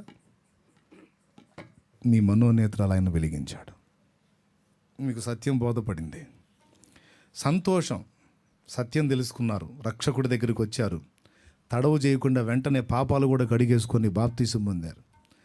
యేసుప్రభు దగ్గరికి వచ్చిన వాళ్ళకి ఏం ఆజ్ఞ ఇచ్చాడు? నమ్మి పొందినవాడు పొందనోడు శిక్ష పాలవుతుంది, స్పష్టంగా చెప్పేశాడు. అది కూడా అర్థమైంది. పొందారా బాప్తీసం? పొందిన వాళ్ళు చేతులు ఎత్తండి. అదేంచండి, నేను ఇంకా పొందలేదన్నయ్య అన్నోళ్ళు చేతులు ఎత్తండి. నేను ఇంకా పొందలేదన్నయ్య అన్నాడు. అర్థం కాక పొందలేదా? అవకాశం దొరక పొందలేదా? లేకపోతే ఇంకా కాసిన చేయాలని పొందలేదా? ముసలోడైనా పొందుదామని ఆగారా? లేకపోతే పొందకపోయినా ఏం కాదులే అని పొందలేదా? లేకపోతే అదంత ముఖ్యం కాదులే అని పొందలేదా? లేకపోతే కొన్ని మానుకోవాలని పొందలేదా? ఎందుకు పొందలా? మీరే ఆలోచించుకోండి. రోజుల పరిస్థితులు బాగలేవు, రాకడి దినాల దగ్గరికి వస్తున్నాయి. ఎవరికోళ్ళు జాగ్రత్త పడితే మంచిది. ఏడుచోలే పోవా అంటే నేనేం చేస్తాను? కూటమైనాకు పోతాను, నిజంగానే కూటమైనా గడబడి పోతానండి. నేనేమన్నా మీతో కూర్చుంటానా? చెప్పటం నా ధర్మం, వినకపోతే మీ కర్మ ఏంది, నా కర్మ ఎందుకైద్ది? విననోడి కర్మ అయిద్ది. ఎవరో మీ కర్మ అంటున్నారు, నా కర్మ కాదు, విననోడి కర్మ కాలిద్ది. దేవుడు ఉచితంగా ఇచ్చిన అవకాశాన్ని మనుషుడు నిర్లక్ష్యం చేస్తే వెరీ డేంజర్. వినాలి. ఈ దేవునిలోనికి వచ్చిన వాళ్ళలోనే విచిత్రమైన విషయం ఒకటి చెప్తా వినండి. 2 రకముల మనుషులు ఉంటారు ప్రభువులోకి వచ్చిన వాళ్ళలో. ఈ సత్యం తెలుసుకొని దేవునిలోకి వచ్చి కూడా సంపూర్ణ సత్యం మీద మక్కువ లేకుండా సగం సత్యంలోనే ఆగిపోయి ఉన్నవాళ్ళు. కొంతమంది ఏమో సంపూర్ణత దిశగా అడుగులు వేసేవాళ్ళు. సంఘంలోకి వచ్చిన వాళ్ళందరిలో మళ్ళీ గ్రేడింగ్ ఉంది. లోకంలో నుంచేమో సంఘాన్ని గ్రేడ్ చేశాడు. వినండి బాగా, లోకంలో ఉన్న మనుషులందరిలో నుంచి సంఘాన్ని వేరు చేశాడు. ఇప్పుడు లోకం వేరు, సంఘం వేరు. సంఘమేమో దేవుని రాజ్యం, లోకమేమో దేవ వ్యతిరేకి అపవాది రాజ్యం. 2 రాజ్యాలు. లోకం ఎవరి రాజ్యం? ఎవరి రాజ్యం అమ్మా? అపవాది రాజ్యమా? సంఘం ఎవరి రాజ్యం? లోకంతో స్నేహం చేసేవాడు దేవునికి ఏమవుతాడు? పెద్దగా చెప్పండి. లోక స్నేహము దేవునితో వైరం. యాకోబు పత్రిక 4:4. తర్వాత చూద్దురుగా నగలు చూడండి, పెన్నుంటే రాసుకోండి. కాబట్టి లోకంలో నుంచి సంఘాన్ని వేరు చేశాడా? ఈ వేరైన వాళ్ళు మొత్తం మళ్ళా సంపూర్ణతను ఇష్టపడరంట. మళ్ళీ ఇందులో ఒక విచిత్రమైన జాతి డివైడ్ చేస్తున్నాడు. మళ్ళీ ఇందులో సంఘంలోకి వచ్చినా కూడా కొంతమంది మళ్ళీ దుర్నీతిని ప్రేమించే వాళ్ళు ఉంటారంట. కొంతమంది సంపూర్ణంగా సత్యాన్ని ప్రేమించే వాళ్ళు ఉంటారంట. సంఘంలోకి వచ్చిన వాళ్ళల్లో సంపూర్ణ సత్యాన్ని ఇష్టపడే వాళ్ళకి సంపూర్ణ సత్యమే అందేటట్టు చేస్తాడు. దుర్నీతి యందు అభిలాష గల వారికి అబద్ధమును నమ్మునట్లు మోసము చేయు శక్తి పంపిస్తాడు. ఇది ఎందుకు తెలుసా? గ్రేడింగ్ కోసం. ఈ ప్రమాదకరమైన విషయాన్ని అందరూ గుర్తుపెట్టుకోవాలి. కొంతమంది యేసు ప్రభు పిలుపును ఆలకించి మనోనేతాలు వెలిగించబడి లైన్లోకి వచ్చినా వాళ్ళని మళ్ళా దెబ్బ కొట్టి వెనక్కి తీసుకెళ్ళడానికి శత్రువు వాడు చేతనైనంత మటుకు ప్రయత్నం చేస్తాడు. మన లోకంలో నుంచి మారు మనసు పొంది బాప్తీసం పొంది సంఘంలో చేర్చబడంగానే సైతాను, ఓహో బాప్తీసం తీసుకున్నావా, అట్లయితే ఇంక వేస్ట్గా అని వెళ్ళిపోడు. అబ్బో ఇంకేడ దిక్కుతావు నువ్వు, ఇంక చెక్కు వెళ్ళిపోయావుగా, తప్పించుకున్నావు లేపో అని వాడు వదిలేడు. నువ్వు ఈ లోకంలో నుండి తుది శ్వాస విడిచేంత వరకు, ఓ భక్తుడు జోక్గా అన్నాడు, మనం పరలోకంలో ఒక కాలు పెట్టి రెండో కాలు పెట్టక ముందు అవకాశం ఉంటే వాడు ఆ కాలు పట్టుకొని లాగడానికి ట్రై చేస్తాడు. ఆ రేంజ్లో పోరాడతాడు సైతాన్ గడని చెప్పాడు. పరలోకం దగ్గరికి వెళ్ళి ఆ ద్వారం దగ్గరికి వెళ్ళి ఒక అడుగు లోపలికి వేయంగా ఇంకొక అడుగు వేయకపోతుంటా ఆ అడుగు పట్టుకుని వాడు లాగడానికి ట్రై చేస్తాడు. అంటే అంత తీవ్రంగా మనల్ని వెనక్కి తిప్పడానికి ట్రై చేస్తాడు. దీనికి ముంగుర్తుగా ఇశ్రాయేలీయుల్ని ముందు పొమ్మని అవకాశం ఇచ్చిన ఫరో వాళ్ళందరూ బయలుదేరి ఎర్ర సముద్రం దగ్గర రాగానే మళ్ళీ వీడికి మెంటలు ఇచ్చినట్టుగా మళ్ళీ వాళ్ళు వెంటబడి తరిమాడు. ఈ ఫరో అనేవాడు సాతానుకు సాదృశ్యంగా ఉన్నాడు. అట్లాగే నువ్వు మారు మనసు పొంది బాప్తీసం పొందేశావు ఇంక బో అని వదిలేడాడో, ఏమాత్రం అవకాశం ఉన్నా, నీ దగ్గర ఏమాత్రం మెతకున్నా, నీ దగ్గర ఏమాత్రం దుర్నీతి అంత అభిలాష ఉన్నా మళ్ళీ నిన్ను వెనక్కి తిప్పడానికి శరీర వాంఛనలు వాడతాడు, పాప ఇచ్చలను వాడతాడు, తుచ్చమైన అభిలాషలను వాడతాడు, ప్రతికూలతలను వాడతాడు, శ్రమల్ని వాడతాడు, శోధనలను వాడతాడు. వేటిల్లో చిక్కకపోతే తప్పుడు దుర్బోధనని కూడా వాడతాడు వాడు. ఏ బోధల్ని? తప్పుడు బోధనని కూడా వాడతాడు. అవసరమైతే వాడి బ్యాచ్కి సేవకులని ముసుగేస్తాడు వాడు. ఈ 2 రెఫరెన్సులు నేను చూపిస్తా. తిమోతికి రాసిన మొదటి పత్రిక 4వ అధ్యాయము 1వ వచనం నుంచి చూడండి. దయ్యాలు కూడా బోధిస్తాయని చెప్తున్నాడు. అయితే కడవరి దినములలో కొందరు అబద్ధీకుల వేషధారణ వలన మోసపరచు ఆత్మల యందును పరిగెత్తవాకు.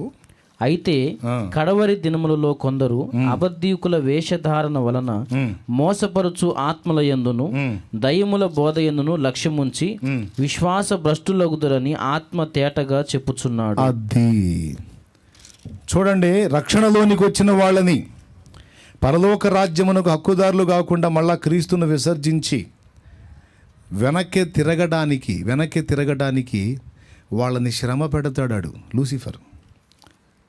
దేవుడు కూడా మౌనంగా ఉంటాడు కొన్నిసార్లు. అందుకే విశ్వాసికి శ్రమ కలిగినప్పుడు బాధపడుతూ ఉంటారు. దేవుడు నేను రక్షించబడ్డానన్నా, అన్నీ మానేశానన్నా, నేను ఇప్పుడు జాగ్రత్తగానే ఉంటున్నానన్నా, అయినా నాకేంది సమాధానం సరిగ్గా రావట్లేదు, ఏదో ఒకటి వస్తానే ఉంది. ఏంది ఇప్పుడు లోకంలో ఉన్నవాళ్ళు బాగానే ఉన్నారన్నా, నాకేంది, దేవుడిని నమ్ముకొని అన్ని కంట్రోల్ చేసుకుంటే నాకేందన్నా దెబ్బ మీద దెబ్బ తగులుతుంది అని అన్నోళ్ళు నాతో అన్నోళ్ళు ఉన్నారు. ఇక్కడ కూర్చున్న మీలో ఎవరికన్నా అట్లా అనిపించిందా ఎప్పుడన్నా? లోకస్తుల పనే బాగుంది, జామ్గా ఉన్నారు, అన్ని మానుకున్నా, నేను ఎందుకు అగసాట్ల పాలవుతున్నాను, ఒకటి పోతే ఒకటి వస్తుందని ఎప్పుడన్నా ఎవరికన్నా అనిపించిందా? అనిపిస్తే చెయ్యొత్తండి. వామ్మో, ఎవరికి అనిపించలా? అరే నాకే అనిపించింది. ఇప్పుడు నిజం చెప్పండి, నా చేతులు ఎత్తండి అన్న, నాకు అనిపించింది అన్న. దేవునికి స్తోత్రం. క్రీస్తులో క్రొత్తగా కళ్ళు తెరిచి బాధలు పడుతున్నప్పుడు నాకే అనిపించింది. దేవునితో కూర్చొని మన ఆత్మీయ పరిపక్వత లేని అనుభవంలో దేవుణ్ణి అడిగాను నేను, నాలంటూ ఒకటి బతకడం అవసరం అంటావా? నిన్ను నమ్ముకోముందు అగసాట్లేదు, నమ్ముకున్న తర్వాత కూడా అగసాట్లేదు, ఏంది వదిలిపెట్టట్లేదు, నాకేంది ఈ బాధలని దేవుని ప్రశ్నించా. అంటే విశ్వాసంలోకి వచ్చిన వాడిని శ్రమ పెట్టి వాడి దగ్గర ఏ కొంచెం మెతకు దొరికినా యేసుని నమ్ముకున్నావు, ఏం లాభం, అన్నీ పోయినాయిదా. అంతకుముందు లోకం ఎంత బాగుంది. అసలు నువ్వు తాగితే ఎవడన్నా వద్దన్నాడా? నువ్వు ఎగిరితే వద్దన్నాడా? నువ్వు 2-3 కుంపట్లు పెడితే వద్దన్నాడా? అసలు ఏమన్నా అడ్డుందా? ఈ నీతి నియమాలు ఉన్నాయా? ఇన్ని పథ్యాలు ఉన్నాయా? ఏదైనా చేసుకోవచ్చు. ఇప్పుడు చూడు అన్నీ బిగసుకుపోయిన పరిస్థితి అయిపోయింది. ఇంత ఉండి కూడా నువ్వేమైనా బాగుపడ్డావా? ఈ బాధలు తప్పట్లా తెచ్చి ఏజు లేదు ఏమి లేదు పా అని బయటికి లాగడానికి శ్రమ రూపంలో ట్రై చేస్తాడాడు. అప్పుడు ఒరిజినల్ భక్తుడు అనుకో, నిజ క్రైస్తవుడు అనుకో, నిజంగా క్రీస్తునందు విశ్వాసి సరిగ్గా స్ట్రెంత్ కలిగినోడు అనుకో, ఏమంటాడు తెలుసా? ఈ శ్రమలు కాదు ఇంకా ఇన్నొచ్చినా వాటిని అనుమతించిన నా దేవుడే వాటిని తొలగించ సమర్థుడు. హల్లెలూయా. ఎవర్రా సైతాన్ నన్ను లోకల్ రమ్మంటానికి? ఇన్ని కాదు ఇంకా ఎన్నొచ్చినా ఆయన నా విషయంలో జోక్యం చేసుకునేంత వరకు ఆయన వైపే నిరీక్షణతో కనిపెట్టుకుంటాను.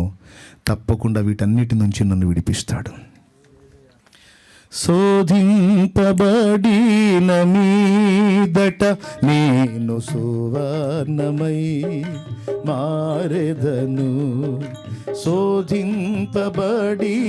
మీదట నేను సువర్ణమై మారెదను.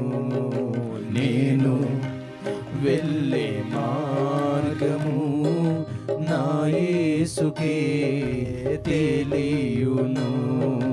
నేను వెళ్ళే మార్గము నా యేసుకే తెలియు. దేవునికి మహిమ.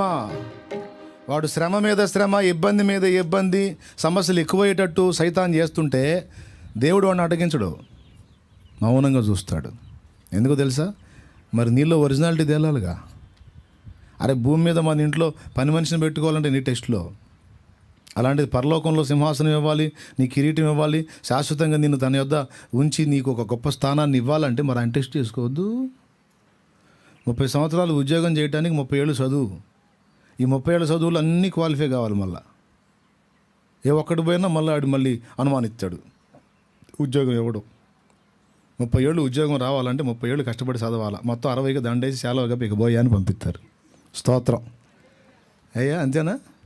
చాలా కష్టపడ్డా ఇక 30 ఏళ్ళకి ఇక బా అని దండేసి సెలవు కప్పి ఇక పంపిస్తారు. 30 ఏళ్ళ సర్వీస్ చేయడానికే 30 ఏళ్ళ బతుకంతా చదవాల్సి వస్తే నిత్య జీవం అంతా మనం ఆయనతో కలిసి ఆనందించబోయే ఆ గొప్ప ఆనందకరమైన అనుభవాలకి కొద్ది కాలపు శ్రమ అనుభవింపతగమా? యేసయ్య నీ కృప తలంచగానే నా శ్రమలుగా అనిపించలేదే. యేసయ్య నీ కృప తలంచగానే నా శ్రమలుగా అనిపించలేదే.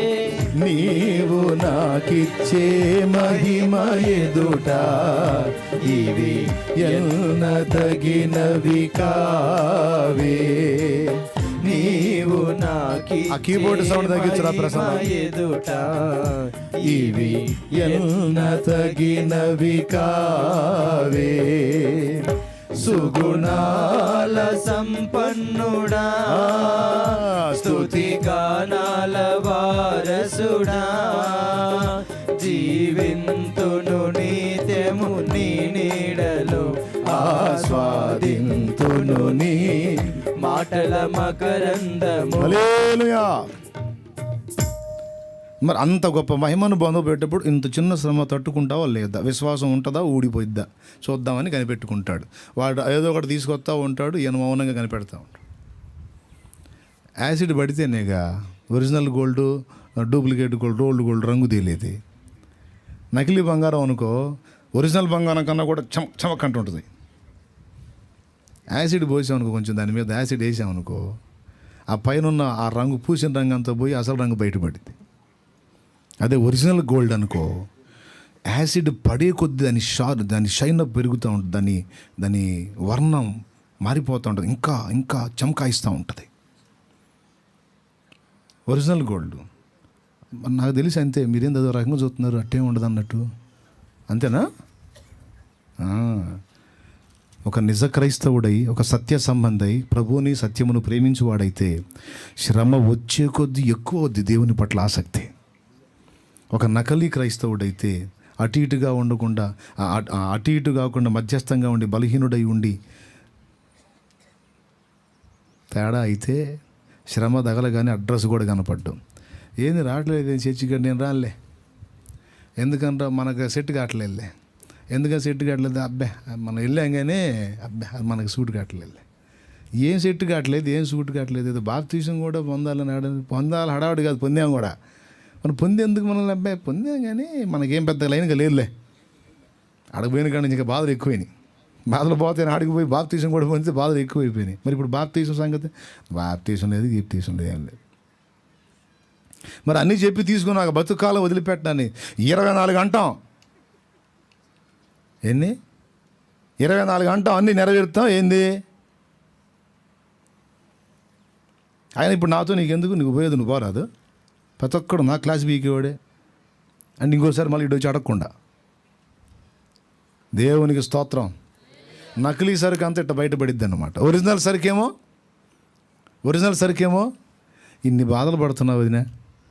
ఆ చర్చికి పోయిన కాడ నుంచో నమ్మ నీకు స్పెషల్గా బాధలు వస్తున్నాయి. నాకు అర్థమైంది. మానుకోనన్నా మానుకో వదిన. ఎంత తీయగా చెప్పిద్దో దురాత్మ. దేవునికి స్తోత్రం కలుగును కాక. నిన్ను దేవునికి దూరం అయిపో అని చెప్పిందల్లా దయ్యమే, అంతే. దాన్ని పొరపాటును కూడా నమ్మటానికి వీల్లేదు. ఇన్ని కాదు వదిన, ఇంకా ఇన్ని వచ్చినా వదిన మానుకునే ప్రసక్తే లేదు వదిన. ఎందుకు వదిన అసలు ఏం మారిందని నీ జీవితం? అరే ఇప్పుడు మారకపోతే ఇంకా 4 ఏళ్ళకి మారింది, నీకెందుకు అట్టంట ఏంది? ఎన్నో అనుభవించాం, చూసాం. అసలు ఏం మారకుండా ఎట్టనే పోయినా నాకేం ఇబ్బంది లేదు. బ్రతుకుట క్రీస్తే సావైన మేలే, బ్రతుకుట క్రీస్తే సావైన మేలే, పరిస్తుకు హత సాక్షిగా మారేదా, పౌలు వలే సాగేదా. హల్లెలూయా. రోజు మాట్లాడుతున్నాగా పాట రాట్ల వాయిస్. వీళ్ళు కూడా అందుకోవట్లా, ఆలోచిస్తున్నారు. చట్టుకున్న అందుకోండి ఆయన. ఎంతమంది సంతోషంగా ఉన్నారు? ఇప్పుడు చెప్పండి, అగసాట్లలో ఉండి యేసును వదిలేయాలా, ఇంకా గట్టిగా హత్తుకోవాలా? విచిత్రమైన విషయం చెప్పనా, ఏ కోశాన మెతక నీలో కనపడ్డా ఎక్కువ అవుతుంటాయి. తెగించి ఈ తీర్మానంలో గట్టిగా నిలబడ్డావు అనుకో, ఏమన్నా కానీ ఈ ఊపిరి పోని, వదిలే ప్రసక్తే లేదు అని మొండి పట్టుబట్టావు అనుకో, అప్పుడు సైతానికి ఆయనే చెబుతాడు, ఏయ్ నిగ్గు తేలిందిగా, ఇంకా ఛాన్సే లేదంట, చెప్తుందిగా, ఏదైనా ఇంకా డౌట్ ఏందంటాడు. ఇంకొంచెం ఏమైనా మెతకుందేమో ట్రై చేస్తున్నాను. మెతకలేదు, నీ బొందలేదు పో, ఇప్పటికీ నా బిడ్డను బాధ పెట్టా పో అంటాడు. అప్పటిదాకా నిన్ను చుట్టుముట్టిన అగచాట్లు కనపడమన్నా కనపడవు ఇక, నీకు కనపడవు ఇక, అంతే. పరీక్షలో పాస్ అయిన దాకే నీకు ఈ నలుగుడంతా. క్వాలిఫై అయ్యావా ఇక నీకు కనపడవు. ఒక దెబ్బలో మారిపోయింది పరిస్థితి మొత్తం. నీకు అప్పటిదాకా అన్నీ భయంకరంగా కనపడ్డవన్నీ ఏంది ఇంత తేలిగ్గా పోయినాయింది అసలు అని ఆశ్చర్యపోతావు అన్నమాట. ఆయన పేరు ఆశ్చర్యకరుడు కదా. నీకు అనుమతించడం ఎట్లుంటుందో తెలుసా, నలువైపుల నుంచి అసలు నీకు ఊపిరి ఆడినట్టుగా నలువైపుల నుంచి నీకు సమస్యను చూపిస్తాడు. ఏమన్నా 40 వైపులుగా 40 వైపుల నుంచి వచ్చినా సరే ఐ డోంట్ కేర్ అని కూర్చొని యేసు రక్తమే చేయమని గట్టిగా పట్టుబట్టావు అనుకో, రే ఇంక బో అంటాడు. ఇంకేమైనా మెతకుందని చూస్తాడు, పనికి మనలోడ. ఈ మాట ఇలా అంటాడని బైబిల్లో ఉందా? యోబు గ్రంథంలో ఉంది. నిష్కారణముగా నీవు అతనిని ఇబ్బంది పెట్టడానికి నాకు చెప్పి ఈ పని చేశావు, అయినా నా యోబు నీతిమంతుడని నిరూపించుకున్నాడు, యథార్థవంతుడని నిగ్గుదేలాడు, ఇక నోరు మూసుకొని పోరా. యోబు కష్టాలన్నీ, ఆ శ్రమలు శోధనలన్నీ అయిపోయిన తర్వాత క్లైమాక్స్లో యోబును 2 అంతలుగా ఆయన దీవించాడని రాసుంది. శ్రమల చేత నిన్ను వెనక్కి తిప్పడానికి ట్రై చేస్తాడు, తిరగకూడదు ఏమన్నా కానీ. ఒరే సైతాన్, యేసు రక్తమే జై, ఏం చేస్తావో జై చెప్పండి. ఒరే సైతాన్ యేసు రక్తమే జై, ఏం చేస్తావో వెనకడుగేసే ప్రసక్తే లేదు. అది శ్రమల తర్వాత ఇంకేం తీసుకొస్తాడు? శ్రమలకు లొంగే ఘట్టం కాదనుకో, ఆకర్షణలను తెస్తాడు. అంటే నీ శారీర వ్యామోహాలను రెచ్చగొట్టి, ఒకప్పుడు నువ్వు అందుకోవాలని ఆరాటపడ్డాయి, లోకంలో ఉన్నప్పుడు అందుకోవాలని ఆరాటపడ్డావే, అవి అందలేదు కదా, అవన్నీ నీకు అందుబాటులో తెచ్చి వాటిని ఎరేసి నిన్ను బయటికి లాగటానికి ట్రై చేస్తాడు. శారీర వాంఛలను రెచ్చగొట్టి లోక ఆకర్షణలను తీసుకొచ్చి నీ ముందు అందుబాటులో తెచ్చి వాటి ద్వారా నిన్ను వశపరుచుకొని నిన్ను పాపంలోకి ఈడ్చుకెళ్ళటానికి ట్రై చేస్తాడు. ప్లాన్ నెంబర్ 2, వాడి దగ్గర చాలా ప్లాన్లు ఉంటాయి, అన్ని సిగ్గుమాలిన ప్లాన్లు. అర్థమైందా? అయిపోయింది. 2, ఈ రెంటికి నువ్వు చెక్కలేదు అనుకో, గట్టిగా శ్రమలకు లక్ష్య పెట్టలేదు, లోక ఆకర్షణలు లక్ష్య పెట్టలేదు, యేసయ్యని గట్టిగా హత్తుకున్నావు అనుకో. ప్లాన్ నెంబర్ 3, దుర్బోధ, అబద్ధ బోధ, మోసపరచు బోధ, దయ్యముల బోధ. బైబిలే చూపిస్తుంటాడు, బైబిల్లోని మాటలే అంటుంటాడు, అంతా దేవుని వాక్యమే అంటుంటాడు. భక్తిలో నుంచి నిన్ను బయటికి తీసుకెళ్తూ ఉంటాడు, ఆత్మీయతలో నుంచి నిన్ను బయటికి తీసుకెళ్తూ ఉంటాడు, ప్రార్థనా జీవితం నుంచి బయటికి తీసుకెళ్తూ ఉంటాడు. మోకాళ్ళ అనుభవం, పరిశుద్ధ జీవితం, సాక్ష్యపు జీవితం, ఆత్మ భారం మొదలైన వాటి అన్నిటి నుంచి నిన్ను బయటికి తీసుకెళ్ళి పాపంలోనికి నెట్టేయడానికి, నాశనం వైపుకి ఈడ్చికెళ్ళడానికి, శ్రమలు ఆకర్షణలు రెండిట్లో నువ్వు లొంగకపోతే మోసపు మాటల చేత నిన్ను వశపరుచుకొని వెనక్కి తిప్పడానికి ట్రై చేస్తాడు. అలా చాలామందిని కొట్టాడు, చాలామంది అలా తిరిగి లోకంలో కలిసిపోయిన వాళ్ళు ఉన్నారు. హల్లెలూయా. ఈ 3వది వెరీ డేంజర్. శ్రమలు మనకు అర్థమవుతాయి, వాడు శోధిస్తున్నాడని. ఆకర్షణలు మనకు అర్థమవుతాయి, వాడు అందుబాటులో తెచ్చి మనం లాగడానికి ట్రై చేస్తున్నాడని. వాక్యం దగ్గర మాత్రం అర్థం కాదు. క్లీన్ బౌల్డ్ అవుతాం అన్నమాట వాక్యం దగ్గర. ఎందుకంటే వాక్యమే కదా. అసలు ఇంకా చెప్పాలంటే ఈ అబద్ధాన్ని బోధించే వాళ్ళు ఎక్కువ వాడే పదం ఏంటో తెలుసా? బైబిలే మనకు ముఖ్యమండి, బైబిల్లోంచి బయటికి పోకూడదండి, బైబిలే మనకు ప్రామాణికం అండి, అసలు బైబిల్ అండి మనకి అంటుంటాడు. బిత్రభావాల, అబ్బా ఎంత భారం రా, దేవుని వాక్యం పట్ల ఎంత ఆసక్తి, అసలు బైబిల్లోంచి అసలు బయటికే పోవట్ల. కొడితే వాడు లోపల బోధంతా బయటికి పోయి ఉంటాడు. కానీ డైలాగ్ మాత్రం అదే దొంగవాడు పెద్దగా అరిచినట్టు. అర్థమైందా? వాడు దొంగతనానికి వెళ్ళాడు, వాడు వర్కౌట్ కాలేదు, ఎవడో దొంగ అని అరిచాడు పెద్దగా. అరిచేపటికి వాడు ఆ దొంగతనం అని మామూలు నిలబడ్డాడు, జనం గుంపులో కలిశాడు. జనం అందరూ వచ్చేసరికి ఫస్ట్ అరిచినోడు చిన్నగా అరుస్తుంటే అసలు దొంగతనం చేసినోడే పెద్దగా అరుస్తున్నాడు. దొంగ దొంగ దొంగ అనగా పొరపాటున ఎవడన్నా వాడిని దొంగ అనుకుంటారా? వాడే పెద్దగా అరుస్తున్నాడు కదా. ఊరుకున్న బైబిల్ పట్టుకున్న వాళ్ళు అట్ట ఎందుకు ఉంటారు కానీ అంటే, యేసయ్య దగ్గరికే వచ్చి వాడు వాక్యం చెప్పినోడు వాడే మామూలు అనుకునే సైతనగాడు. ఎవరి దగ్గరికి వచ్చి? యేసయ్య దగ్గరికి వచ్చి వాడు 91వ కీర్తన మాట్లాడాడు. 11వ వచ్చిన చూడు, కొరింథీయులకు రాసినటువంటి 2వ పత్రిక తీసుకో, అందులో చూపిస్తాను చూడు వచనం. ఇట్లాంటి వాళ్ళు ఉంటారు, జాగ్రత్త. 11వ అధ్యాయం 2 కొరింథీ 11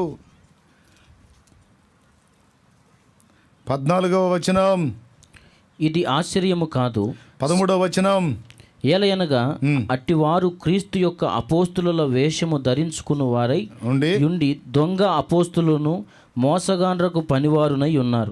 ఇది ఆశ్చర్యము కాదు, ఇది ఆశ్చర్యము కాదు. సాతాను తానే వెలుగుదూత వేషము ధరించుకొనుచున్నాడు గనుక వాని పరిచారకులు నీతి పరిచారకుల వేషము ధరించుకొనుట గొప్ప సంగతి కాదు. వారి క్రియల చొప్పున వారికి అంతము కలుగును. ఇది పాయింట్, గమనించారా? సాతాను తానే వెలుగుదూత వేషము ధరించుకొనుచున్నాడు. వాడు పనికిమాలినోడై ఉండి పరిశుద్ధుడి గెటప్ వేసుకుంటున్నాడు. వాటి పరిచారకులు మాత్రం నీతి పరిచారకుల వేషం ధరించుకోవడం గొప్ప సంగతి ఏం కాదు, ఆశ్చర్యం కాదు, జాగ్రత్త అన్నాడు. ఎందుకు ఈ మాట చెప్పాల్సి వచ్చింది అంటే, దేవుడు మనకు అనుగ్రహించినటువంటి పరిచర్యలో, దేవుడు నాకు అప్పచెప్పినటువంటి ఆత్మల విషయంలో నాకు రెస్పాన్సిబిలిటీ ఉంది, బాధ్యత ఉంది. హల్లెలూయా. ఇక మిగిలిన యావత్ క్రైస్తవ సంఘాన్ని కూర్చిన బాధ్యత ఒక కోణంలో నాకుంది.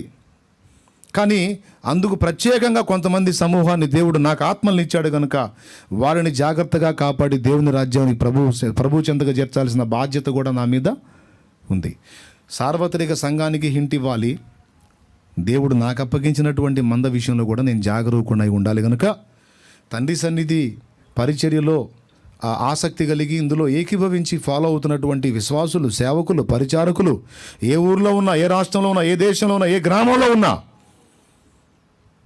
మనందరం ఒక బేస్ మీద జాగ్రత్తగా ఉండాలి.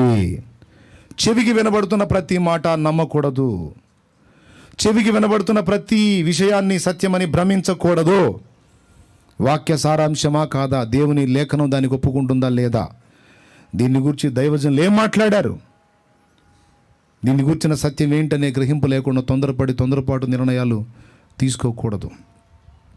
కొంతమంది మనుషుల్ని ఇప్పుడు నేను గమనిస్తూ ఉన్నాను, విచిత్రమైన వ్యక్తులు. అంటే మనుషుల్లో ఈ టైప్ వాళ్ళు కూడా ఉంటారా అని నేను ఆశ్చర్యపోయేటువంటి వ్యక్తులు చూస్తున్నాను ఇప్పుడు సంఘంలో, విశ్వాసుల్ని, సేవకుల్ని కూడా.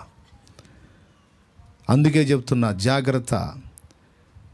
మోసపోయిన వాళ్ళని చూస్తున్నా, మోసపోకుండా దేవుని సత్యాన్ని ప్రేమించి దేవునిలో కరెక్ట్గా నిలబడ్డ వాళ్ళని చూస్తున్నా. ఈ రెండు జాతులను చూస్తున్నాను నేను సంఘంలో.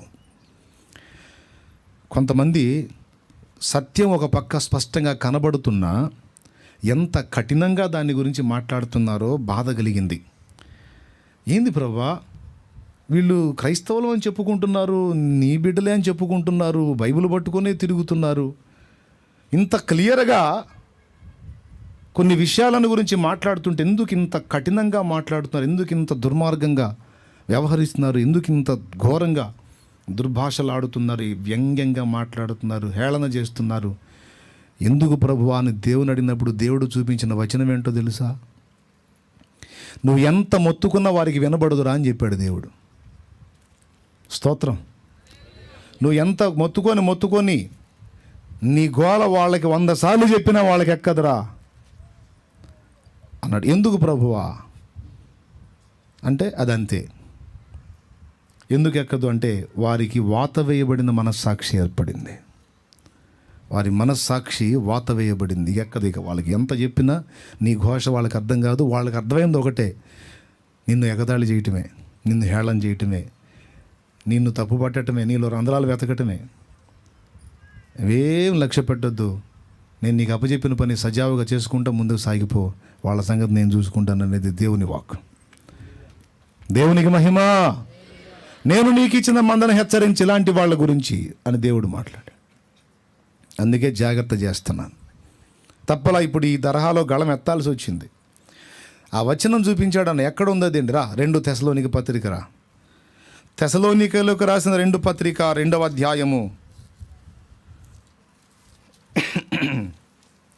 11, 12 వచనాలు ఉంటాయి చూడండి.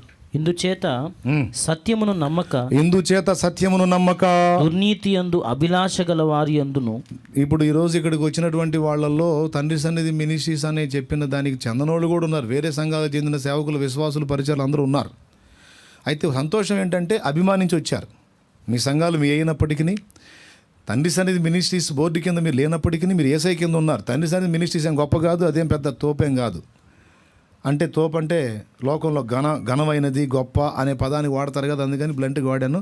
మళ్ళీ దీన్ని కూడా పట్టుకుంటారు. అసలు దైవజనుడు తోపు అనొచ్చా అని ఈ సోదరుల గోల ఎక్కువైంది. అందుకని చెబుతున్నాను నేను. తండ్రి సన్నిధి అంటే, తండ్రి సన్నిధి మినిస్ట్రీ అంటే ఒక పేరు, అంతవరకే. పరిచర్యలు, తండ్రి సన్నిధి పరిచర్యలు. నువ్వు ఇందులో కలిసిన వ్యక్తివైనా కలవని వ్యక్తివైనా ఒక్క మాట ఒకటైతే నిజం. షాలేము రాజు అనే వ్యక్తి దేవుని సేవకుడు, అన్న ఆత్మీయుడు. ఆయన దగ్గర నాకు సత్యం దొరికిద్దని వచ్చావు కనుక నువ్వు ఏ సంఘానికి చెందిన వ్యక్తివైనా జాగ్రత్త అని చెప్తున్నాను నేను. నచ్చితే స్తోత్రం చెప్పు. హల్లెలూయా. ముందు చెప్పిన మాట, నన్ను ప్రేమించి నాకు దేవుడు ఇచ్చినటువంటి ఉపదేశము ద్వారా పట్టబడి రక్షణలోకి వచ్చి ప్రభురక్తంలో కడగబడి దేవుడు నా ద్వారా నిర్మించినటువంటి పరిచర్యలో పాలిభాగస్తులే వెంబడిస్తున్న వారికి చెప్పాను. అలాగే నన్ను అభిమానించి అనుసరిస్తున్న వారికి కూడా జాగ్రత్త చెప్తున్నా. ఇదే గొప్పని కాదు. భక్తులు ఉన్నారు, పరిచర్యలు ఉన్నాయి, సత్యాన్ని ప్రేమించే సత్య సంబంధులు ఉన్నారు, దుర్నీతి యందు అభిలాష గల పనికిమాలిన వాళ్ళు కూడా ఉన్నారు. కాబట్టి వివేకం కలిగి చాలా జాగ్రత్తగా మీ భక్తి జీవితాన్ని నిర్మించుకోండి. చదువు ఆ వచనం. ఇందుచేత సత్యమును నమ్మక దుర్నీతి యందు అభిలాష గల వారందరూ శిక్షావిధి పొందుటకై అబద్ధమును నమ్మునట్లు మోసము చేయు శక్తిని దేవుడు వారికి పంపుచున్నాడు. దేవునికి స్తోత్రం కలుగును గాక. చూసారా, లోకస్తులు రక్షణను తిరస్కరిస్తారండి. ఎంత చెప్పినా వాళ్ళు వినరు. అరే నమ్మండి రా అయ్యా, రక్షకుడు రా బాబు, మారు మనసు పొందండి రా ఆయన రక్తంలో పాపాలు అడిగేసుకున్న ఆయన మీ జన్మకర్మ పాపాల్లోంచి బయటపడి పరలోక రాజ్యం చేరతారయ్యా అంటే వాళ్ళు ఒప్పుకోరు. ఎందుకంటే దుర్నీతి యందు వాళ్ళకి ఇష్టం ఉందట, సత్యమునందు వారికి ఇష్టము లేదట. కాబట్టి వాడి దుర్నీతికి సంబంధించిన సంగతులే అందేటట్టు దేవుడే చేస్తాడని రాశాడు ఇక్కడ. సత్యమును నమ్మక దుర్నీతి యందు అభిలాష గల వారందరూ శిక్ష పొందాలంట. శిక్ష పొందాలంటే ఆ దుర్నీతిలో వాడు సంపూర్ణం కావాలా. సత్యాన్ని ప్రేమించేవాడు సత్యంలో సంపూర్ణం కావాలా. అందుకే సత్య సంబంధికేమో సంపూర్ణ సత్యాన్ని అందేటట్టు చేస్తాడు. దుర్నీతి యందు అభిలాష గల వారందరూ శిక్షలోకి వెళ్ళడానికి వాడి దుర్నీతికి సపోర్ట్ చేసే పాయింట్స్ను వాడికి అందేటట్టు చేస్తాడు. వీడేమంటాడు తెలుసా? చర్చికి రారా అంటే చర్చికి నేను రాను. ఎందుకు రావంటే ఆ పాస్టర్ మంచోడు కాదంట. చర్చికి నేను రాను. ఎందుకు రావంటే చర్చికి వెళ్ళేవాళ్ళు మంచోడు కాదంట. ఎందుకంటే నాకు తెలుసు వాళ్ళ జీవితాలు, వాడట్ట ఈడట్ట వాడట్ట అని వీళ్ళందరూ వ్యవహారం చెబుతాడు. విచిత్రం చెప్పనా? వాడు చెప్పే కొన్ని నిజాలే. విచిత్రం ఏంటంటే నేను ఒకరిని అడిగా, ఫలానా వ్యక్తి సంగతి ఏంది, ఫలానోడి సంగతి ఏంది, ఫలానోడి సంగతి ఏందో ఒక 5-6 పేర్లు చెప్పాడు. ఈ 5-6 నిజంగా దేవుని దగ్గరకు వచ్చి నిలవలేక పడిపోయిన వాళ్ళు, బలహీన పడ్డోళ్ళు, కొంచెం తేడా పడ్డోళ్ళు. ఈ 5-6 పేర్లు చెప్పాడు. పేర్లు చెప్పి వీళ్ళందరూ బతుకులు నాకు తెలుసు కాబట్టి నేను రాను అన్నాడు. ఇప్పుడు ఏమండి, వేలాది మంది సంఘంలో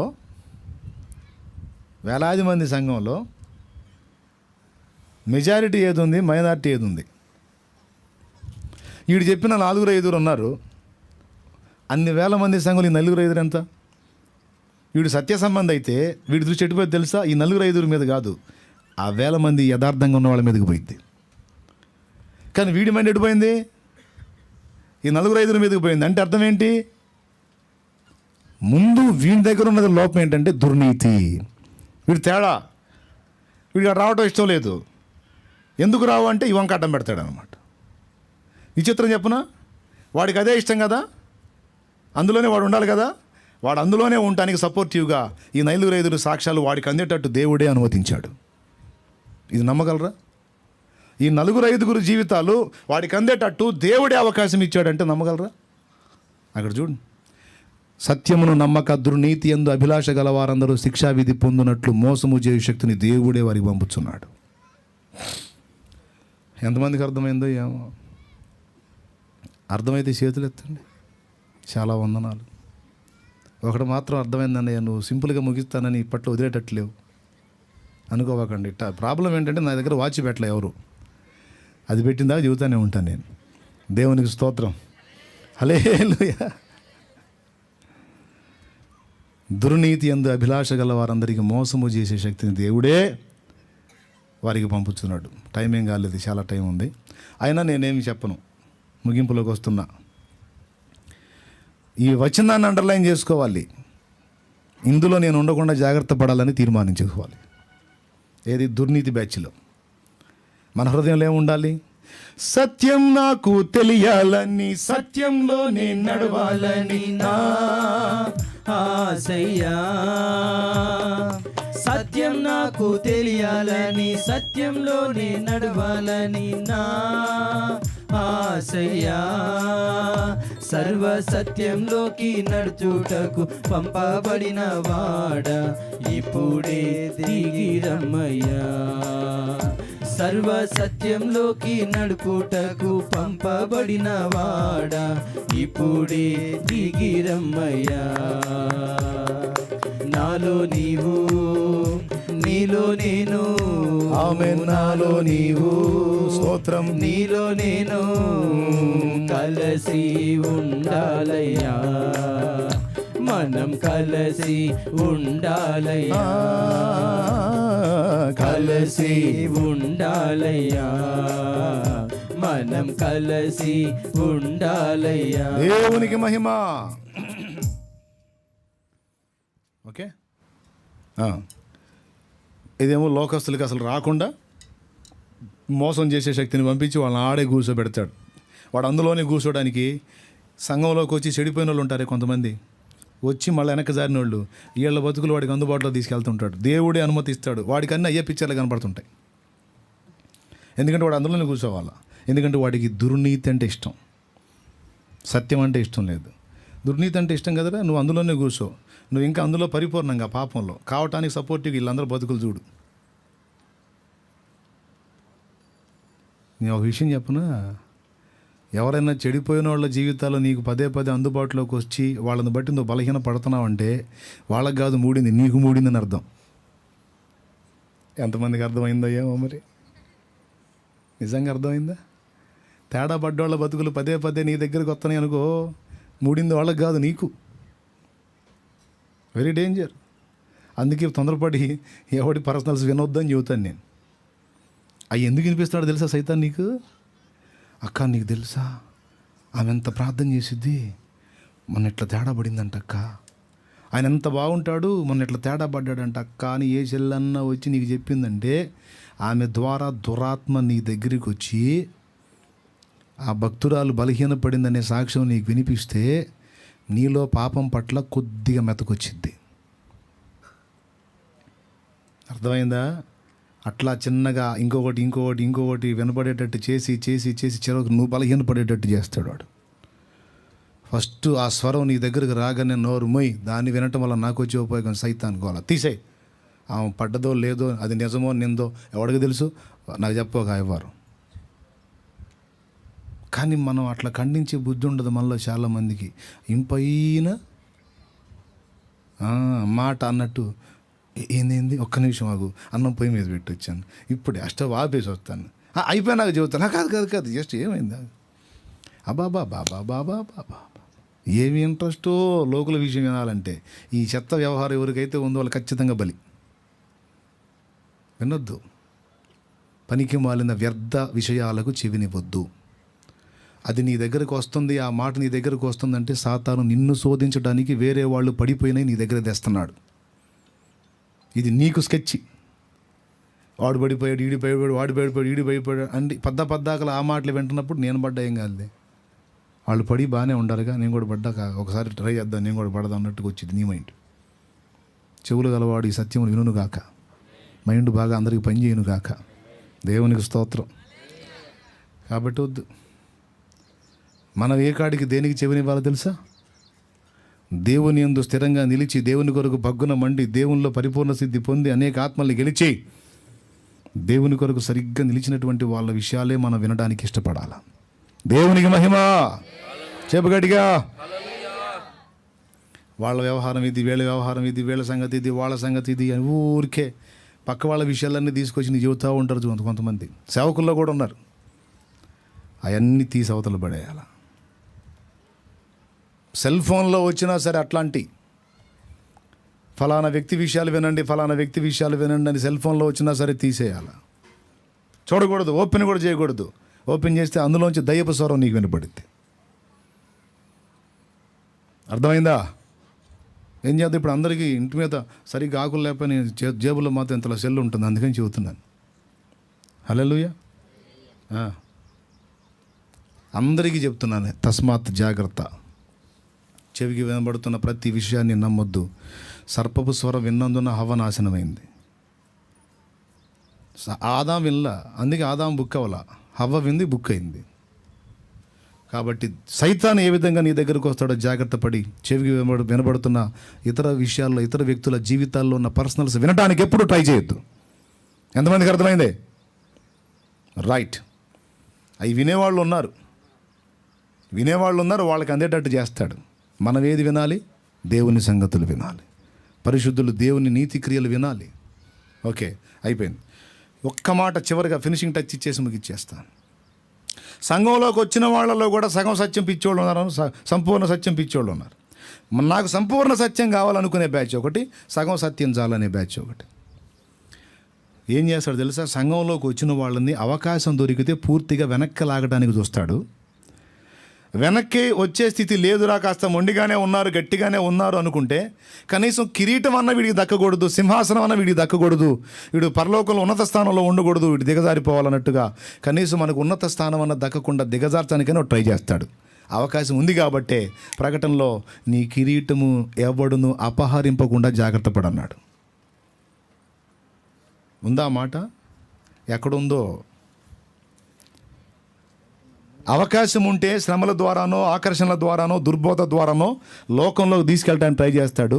చిక్కలేదనుకో, సంఘంలోనే కూర్చొని క్రీస్తుని హత్తుకున్నావు అనుకో, కనీసం ఉన్నతమైన మెట్టుకు నువ్వు పోకుండా నిత్యత్వంలో ఏదో అట్టడుగు స్థానంలో ఉండేటట్టు చేయటానికి, కనీసం నీ కిరీటాన్న లేకుండా చేయటానికి, సింహాసనం రాకుండా చేయటానికి, ఏదో కొద్దిపాటి స్థానంలో ఉండేటట్టు నీ ఉన్నతమైన స్థితిలో ఉండాలని దేవుడు కోరతాడు. ఆ స్థితికి నువ్వు వెళ్లకుండా నిన్ను దిగజార్చేదో కొద్ది స్థానంలో ఉండేటట్టు చేస్తే అది కూడా ఆనందమేగా సైతానికి. దేవుడి కోరికేంది?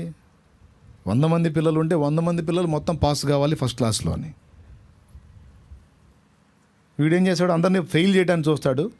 కనీసం ఫెయిల్ కాకుండా పాస్ అయ్యే అవకాశం ఉంటే ఫస్ట్ క్లాస్ మాత్రం రాకూడదని పోరాడతాడు.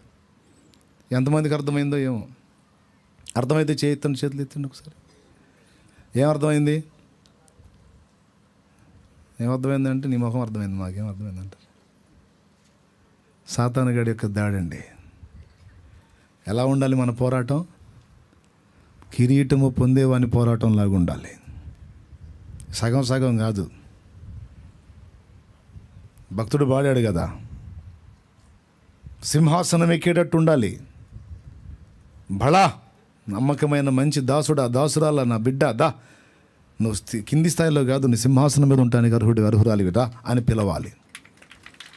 అందుకే నీ కిరీటమును ఎవ్వడు అపహరింపకుండా జాగ్రత్త పడమన్నాడు. ప్రకటన గ్రంథము 3:11 తొందరగా చదివేసి, త్వరగా వచ్చుచున్నాను, అద్దుగో వస్తున్నానని చెప్తాడు. త్వరగా వచ్చుచున్నాను, ఎవడును నీ కిరీటమును అపహరింపకుండునట్లు నీకు కలిగిన దాన్ని గట్టిగా పట్టుకునుము.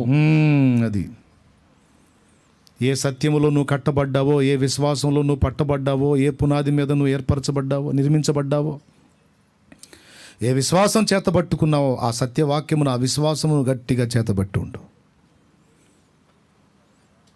నీ కిరీటాన్ని దొంగిలించి నిన్ను సామాన్య స్థితిలో ఉంచడానికి చూస్తాడు. గుర్తుపెట్టుకోండి, భూమి మీద ఉన్నప్పుడైనా మనం అంచెలంచెలుగా ఎదగడానికి అవకాశం ఉంటుంది కష్టపడి.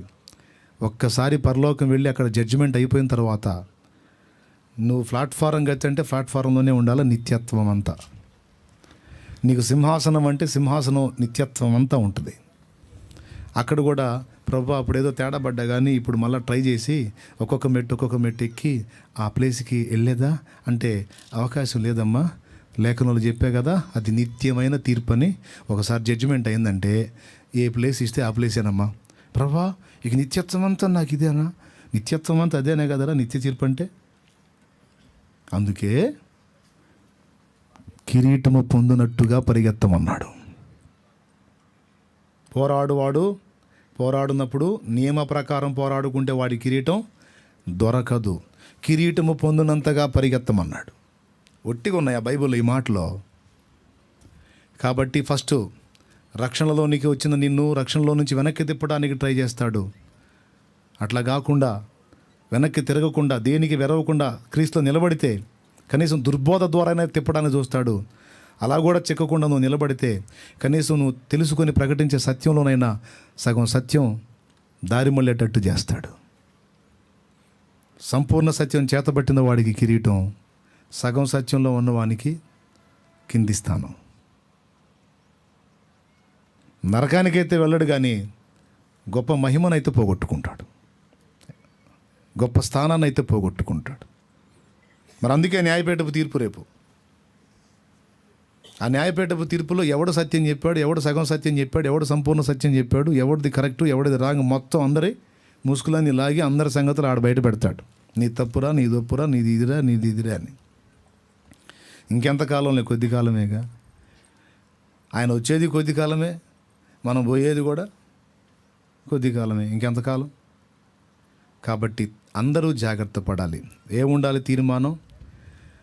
దేవుని మందిరం. సంఘము అంటే దేవుని మందిరం. ఆ సంఘం దేనికి స్తంభమై ఉండాలి? దేనికి ఆధారమై ఉండాలి? ఏ సత్యం? వాక్య సారాంశ సత్యం. కాబట్టి మనం సంపూర్ణ సత్యంలో నిలబడటానికి ఆశపడదాం, కిరీటం పొందినంతగా పోరాడదాం. అంతేకాదు లోకములో నుండి సత్యమైన క్రీస్తులోనికి వచ్చాం. ఇంకా ఎవరైనా ఇక్కడ కూర్చున్న వాళ్ళు రాకపోతే, మారు మనసు పొందకపోతే, బాప్తీసం పొందకపోతే ఇదే మంచి తరుణం, దేవుడిస్తున్న ఆహ్వానం. ఈరోజు పోగొట్టుకుంటే రేపు నీదో కాదో తెలియదు కనుక పాపాలన్నీ కడిగేసుకొని పరిశుద్ధురాలివై క్రీస్తు కొరకు నిలిచినట్లయితే దేవుని నిత్య రాజ్యంలో నీకు స్థానం లభిస్తుంది. దేవుడు ఇంత స్పష్టంగా నీకు అర్థమయ్యేటట్టు చెప్పి, నా రక్తం నీ కోసం దారపోసాను, నేనే మార్గము సత్యము జీవం, నా ద్వారా తప్ప ఎవడు నిత్య జీవానికి రాడు, తండ్రి దగ్గరకు రాడని పిలిచినా అది నీకు వినబడ్డా లక్ష్య పెట్టకుండా మూర్ఖించి నువ్వు ఉన్నట్లయితే నీ శిక్షకు నీవే పాత్రురాలివి గనక ఎవరికి వాళ్ళు జాగ్రత్త పడండి. దైవజనమా, నీకు అప్పచెప్పబడ్డ మందని సత్యమునకు స్తంభముగా నిలపడానికి ట్రై చేయి. దైవ సేవకుడా, సంపూర్ణ సత్యంలోనికి బిడ్డలను నడిపించడానికి ముందు సత్య విషయమైన ప్రత్యక్షత కొరకు నువ్వు ప్రార్థన చేయి, నువ్వు పోరాడు, పరిశీలించు, గ్రంథమును ధ్యానించి చదువు, నీ బిడ్డలకు అన్ని విషయాలలో అవగాహన కల్పించు, వాక్య సారాంశ సత్యమును వారికి నేర్పించు. ఎట్లా అంటే, నీకున్న జ్ఞానము కొద్దిగా అయినా, నీకున్న శక్తి కొంచెమే అయినా, నీకున్న చదువు కొంచెమే అయినా, నీకున్న తెలివి కొంచెమైనా, నేను ఇచ్చిన సత్యాన్ని కంప్లీట్గా వారికి అవగాహన కల్పించి కరెక్ట్గా వాళ్ళని నిలబెట్టావు నా కుమారుడా. ఇగో కిరీటం అనేటట్టుగా జాగ్రత్త చేయాలి నీ మందని. ఈరోజు మనందరం ప్రార్థన చేద్దాం. దేవా, ఈ సంఘము సత్యమునకు స్తంభము ఆధారమై ఉండాలి, ఇది నీ మందిరమై ఉండాలి ప్రభు. అనేక ఆత్మలు రక్షింపబడాలి, అనేక జీవితాలు అబద్ధంలో నుండి సత్యంలోకి రావాలి. అంతేకాదు అనేకులు పరిపూర్ణులు కావాలి, సేవకులు కావాలి, సేవకురాండ్రు కావాలి, పరిపూర్ణుల సంఘం కావాలి ప్రభువా, జ్యేష్ఠుల సంఘం కావాలి ప్రభువా. పరిశుద్ధాత్మ ఫలమును పొంది పరిపూర్ణమైన జ్యేష్ఠుల సంఘమై సియోను రాజా నీ ముఖము చూడా ఆశతో నేను వేచియున్నాను. చదువు వచ్చిన వాళ్ళు చక్కగా బైబిల్ చదవండి, చదువు రాని వాళ్ళు వాక్యం చెప్పేటప్పుడు జాగ్రత్తగా వినండి. విచిత్రమైన విషయం చెప్పనా, నాకు యేసుక్రీస్తుని పరిచయం చేసినాక అక్షరం ఒక్క తెలియదు. సంతకం పెట్టి తల్లి అంటే ఏలు ముద్రయ్య అంటది. షాలేము రాజు అనే నాకు క్రీస్తుని మొదట పరిచయం చేసిన వ్యక్తి అక్షర జ్ఞానము లేని ఒక స్త్రీ, నా తల్లి వయస్కురాలు, తల్లి సమానురాలు, చదువులేదా. ఇప్పుడు ఆమెకు తృప్తి ఉంటుందా ఉండదా? ఆమె మిగిలిన పరిచర్య ఎంత చేసినా చేయకపోతే నేను కనపడ్డ ప్రతిసారి ఏసయ్య ఈయన ఒకటి ఇచ్చావు తండ్రి నాకు స్తోత్రం ప్రభు అనుకుంటుందిగా, అవునా? కాబట్టి నీకు చదువు ఉందా లేదా గాడు వాక్యం చెప్పేటప్పుడు జాగ్రత్తగా విని ఆ సత్యాన్ని హృదయంలో భద్రం చేసుకొని నీకు తెలిసినంతవరకు సత్యాన్ని అనుసరించి నువ్వు బ్రతికితే నీకు కిరీటం ఉందంతే. పరిశుద్ధాత్మ ఫలమును పొంది, పరిశుద్ధాత్మ ఫలమును పొంది పరిపూర్ణమైన జ్యేష్ఠుల సంఘమై సియోను రాజా నీ ముఖము చూడా ఆశతో నేను వేచియున్నాను. సియోను రాజా నీ ముఖము చూడా ఆశతో నేను వేచియున్నాను. మహిమ స్వరూపుడా మృత్యుంజయుడా మరణపు ముల్లును విరచినవాడా నీకే స్తోత్రములు నా యేసయ్యా, నీకే స్తోత్రములు, నీకే స్తోత్రములు నా యేసయ్యా, నీకే స్తోత్రములు. హల్లెలూయా. సున్నతి గల హృదయం, వినయము, నేర్చుకునే బుద్ధి, తగ్గింపు మనస్సు, దేవుడు నేర్పిన సత్యంలో స్థిరంగా నిలిచి ఉండే మనస్సు, ఆత్మీయ నాయకుని గౌరవించి లోబడే మనస్సు, విధేయత చూపే మనస్సు, సాధన చేయండి. సేవకులు కూడా మంద విషయమే జాగ్రత్త దృష్టి నిలపండి. పనికిమాలిన అపసవ్య బోధలన్నీ వచ్చి విశ్వాసుల్ని చెరబట్టుకొని పోకుండా మంచి కాపరులై, మెళకువగల కాపరులై, ఆత్మ సంబంధమైన కాపరులై, వివేకము కలిగిన కాపరులై జాగ్రత్తగా మందను కాయండి. నేను చెప్పిన 3 విధాల శత్రువు దాడి ఉంటుంది. మన వెనక్కి తిరగకపోతే కనీసం కిరీటమన్నా మనకు దక్కకుండా చేయాలనే కుట్ర ఉంటుంది కనుక వీటన్నిటి విషయంలో మెళకువగలిగి జాగ్రత్తగా నడుచుకుందాం. విచిత్రం ఏంటంటే ఈ మందిరం దగ్గర ఈ వాక్యాన్ని దేవుడు రప్పించడం నాకు ఆశ్చర్యంగా ఉంది. బీదలకు సువార్త అన్నట్టు ఈ బిడ్డల దగ్గర ఈ మాటలు పలికించాడు, ఏందో వింతగా ఉంది. ఏమో ఇక్కడ ఉన్న వాళ్ళలో ఎవరి పట్ల ఏం ప్లాన్ కలిగి ఉన్నాడో ఆయన, ఈరోజు ఈ లైవ్లో ఉన్న వాళ్ళ పట్ల ఏం ఉద్దేశం కలిగి ఉన్నాడో, ఎలా కార్యాలు చేయబోతున్నాడో దేవుడు పలికించిన మాటలను బట్టి దేవుని స్తుతిస్తూ ఉన్నాను. చెప్పండి, నీకు అనుమతించబడిన శ్రమలు చివరి దాకా ఉంటాయా? ఎందుకు వస్తున్నాయి? నీ విశ్వాసాన్ని పరీక్షించడానికి వస్తున్నాయేమో, నీకు పాఠాన్ని నేర్పడానికి వస్తున్నాయేమో, నీలో ఉన్న పొరపాట్లను సరిదిద్దడానికి వస్తున్నాయేమో, నీలో ఉన్న ఆహాన్ని విరగొట్టడానికి వస్తున్నాయేమో, నీలో దీన మనసును రప్పియడానికి వస్తున్నాయేమో. మొత్తం మీద ఏదొచ్చినా నీ మంచికే, ఏదొచ్చినా నీ మేలుకే. దాన్ని గుర్తిస్తే ముందు నెమ్మదిగా ఉండగలుగుతావు. ప్రతి కార్యం నీ జీవితం ఆయన చేతుల్లో ఉంది. విశ్వాసం గలదానవై, విశ్వాసం గలవాడవై ధైర్యంగా ఉండవు. దేవుని మీద స్థిరంగా ఆధారపడు. తప్పకుండా ఆయన చిత్తానుసారంగా నీకు జీవితాన్ని ఇస్తాడు, బంధకాల్లోంచి విడుదలిస్తాడు. నీవు ఆశించినవి ఆయన చిత్త ప్రకారం ప్రతిదీ నెరవేరుస్తాడు. ప్రజెంట్ నువ్వు శ్రమలో ఉండవచ్చు. ఆ శ్రమ దినాలు సంపూర్తి అయినప్పుడు విచిత్రమైన రీతిలో ఒక్క దినమంది అన్నిటినీ తీసివేయగల సమర్థుడు ఆయన. చుట్టూ నలువైపులా కమ్మేసినట్టుగా రప్పించగల సమర్థుడు. నలువైపులు వచ్చేసి నీ బాబాయ్ ఊపిరాడట్లేదు, ఇంక అయిపోయాను అనుకున్న టైంలో యేసయ్యా అని నువ్వు అరిస్తే ఆ నలువైపులో ఉన్న ఒక చిటికతో మొత్తాన్ని లేకుండా చేయగల సమర్థుడు. ఆయన మీద అనుకో, ఆయన మీద ఆధారపడు. సంఘ నాయకులు సత్యమునకు స్తంభమైన సంఘాన్ని కట్టాలని తీర్మానం చేయండి. ఈవేళ విశ్వాసులైన వాళ్ళు సత్యమునకు స్తంభమైన సంఘములో నేను ఒక రాయి వలె స్థిరపడాలి అని తీర్మానం చేసి ప్రార్థన చేయండి. అలాగే ఇంకా ఇంతవరకు రక్షణలోకి రాని వాళ్ళు ఇంకెంతకాలం పాపంలో ఉంటారు? ఇందాక అడిగాను, ఎందుకని పొందలా? దేవుడిచ్చిన సువర్ణ అవకాశం ఎందుకు వినియోగించుకోవాలా?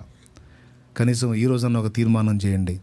శాలేమన్నయ్య, ఇంతవరకు నిర్లక్ష్యం చేశాను, నీకు రాకడ దగ్గరకు వస్తుంది, ఇక నేను కూడా మారిపోవాలనుకుంటున్నాను, మారు మనసు పొందాను, నా బాప్తీసం కోసం ప్రార్థన చేయ అన్నయ్య అంటే నీ కుడి చేతిని ఎత్తి చూపించు, నేను ఇప్పుడే నీ కోసం ప్రార్థన చేస్తా.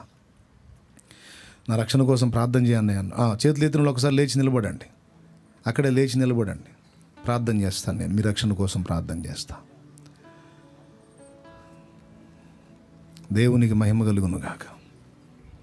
అదిగో నీళ్ళు, అదిగో నీళ్ళు.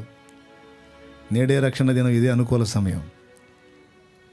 మీరు దైవజనుడి ద్వారా పొందిన సంతోషం తప్పకుండా మీకు ఇక్కడ ఎక్కడ అనువైన స్థానం ఉంది అక్కడ రక్షణ బాప్తీసం ఇవ్వడానికి అవకాశం ఉంది. ఒకవేళ మీరు వేరే సంఘానికి చెందిన వాళ్ళైతే సదరు దైవజనుడి దగ్గర అడిగి మీరు తప్పకుండా బాప్తీసం పొందవచ్చు. అది మీకు అవకాశం ఉంది. మీరు కోరిన ప్రకారం మీకే అప్పగిస్తున్నాను. నిలబడ్డ వాళ్ళందరి కోసం ప్రార్థన చేస్తాను. పరిశుద్ధ తండ్రి, ఈరోజు రక్షణ కోసం తీర్మానించుకున్న బిడ్డల కొరకు ప్రార్థన చేస్తున్నాను.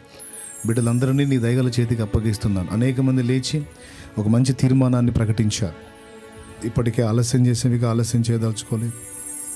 రక్షణ పొంది ప్రభువుని ప్రేమించి హత్తుకొని ఆయన రాజ్యానికి హక్కుదారుల్ని కావాలని నిర్ణయానికి వచ్చానని బిడ్డలు లేచి నిలిచారు.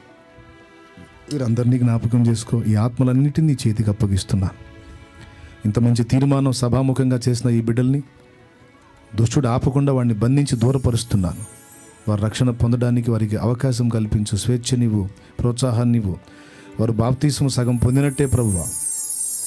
తీర్మానం హృదయాంతరంగంలో మారు మనసు వచ్చింది కనుక, తీర్మానం వచ్చింది కనుక ఇక నీళ్ళలో ముంచబడుట అనే ఒక్క ప్రక్రియ కూడా కంప్లీట్ చేసుకొని నీ శరీరమును రక్తమును గైకొని నిత్య జీవానికి వారసులయ్యే కృప బిడ్డలందరికీ దయచేయము.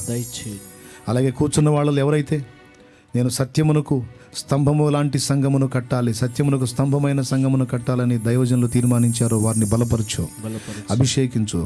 వాక్య సారాంశ సత్యము వారికి నిరంతరం అందేటట్టు చెయ్యి. అలాగే సత్యమునకు స్తంభము ఆధారమై ఉన్న సంఘములో నేను ఒక రాయి వలె ఉండాలని ఏ విశ్వాసి ఇక్కడ తీర్మానం చేశారో, లైవ్లో ఎవరు తీర్మానం చేశారో వారందరినీ కూడా ఆశీర్వదించు. సత్యమే వారికి పంపించు, సంపూర్ణ స్థితిలోనికి నడిపించు. నీ ఆత్మీయతలో వారిని స్థిరపరచు, సత్యములో స్థిరపరచు.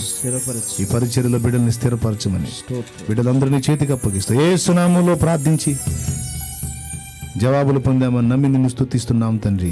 ఆమేన్. ఆమేన్. మీ అందరికీ వందనాలు.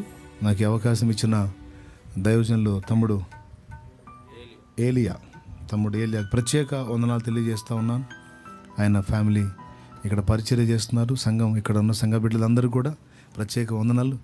ఏలియా ద్వారా మీరు నాకు దేవుని కృపలో సమీపస్తులై ఉన్నారు. మీ అందరికంటే ముందు ఏలియా కదా నాకు పరిచయం, తర్వాత మీరు పరిచయం. కాబట్టి ఏలియాను బట్టి, మిమ్మల్ని అందరిని బట్టి దేవుని స్తుతిస్తున్నాను. స్థిరంగా ఉండండి, మంచి సాక్ష్యం కలిగి ఉండండి. మీకు దేవుడిచ్చిన ఆ కిరీటాన్ని పోగొట్టుకోకుండా జాగ్రత్త పడండి. విడిచిపెట్టిన పాప జీవితంలోకి మళ్ళీ వెళ్లకుండా జాగ్రత్త పడండి. ఇక మళ్ళీ ఎప్పుడు కలుసుకుంటామో దేవుని చిత్తం.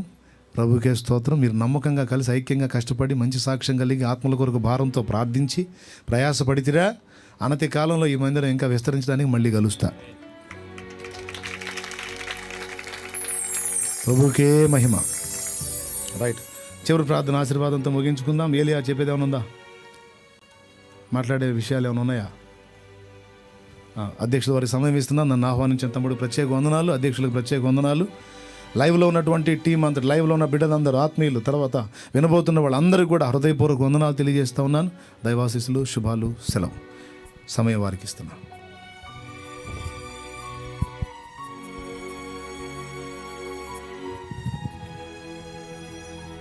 ప్రభు చిత్తమైతే సాయంత్రం లైవ్లో కలుసుకుందాం. మరి ప్రస్తుతానికి రేపు ఎక్కడ?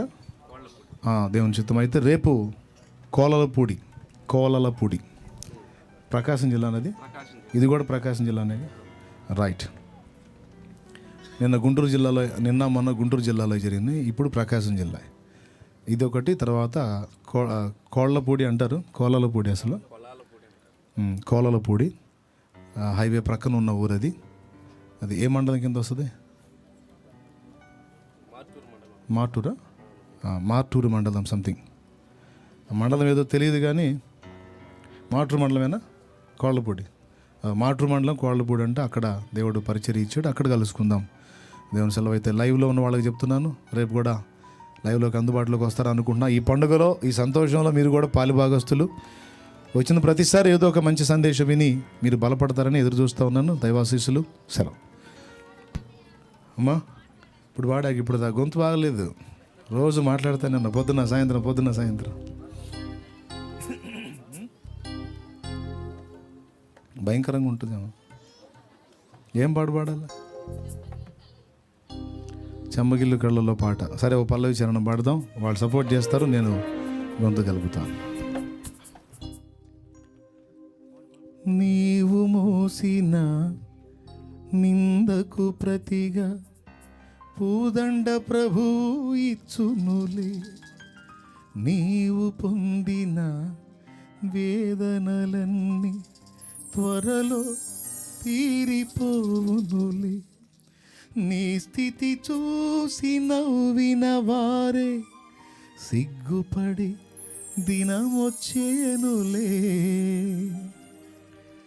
విడుదల సమీపించెను, నీకు వెలుగు ఉదయించును. విడుదల సమీపించెను, నీకు వెలుగు ఉదయించును. చెమ్మగిల్లు కళ్ళలోన కన్నీళ్ళెంత కాలం, కష్టాల బాటలోనే సాగదు పయనం. విడుదల సమీపించెను, నీకు వెలుగు ఉదయించును. విడుదల సమీపించెను, నీకు వెలుగు ఉదయించును.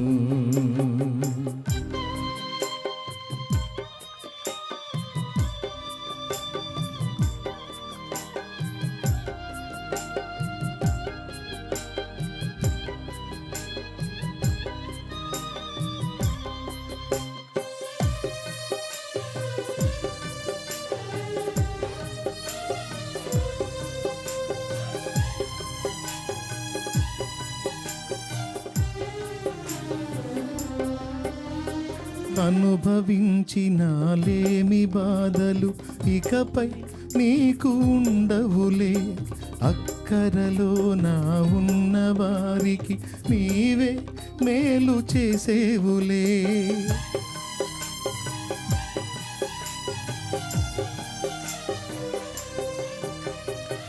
అనుభవించినాలేమి బాధలు ఇకపై నీకు ఉండవులే.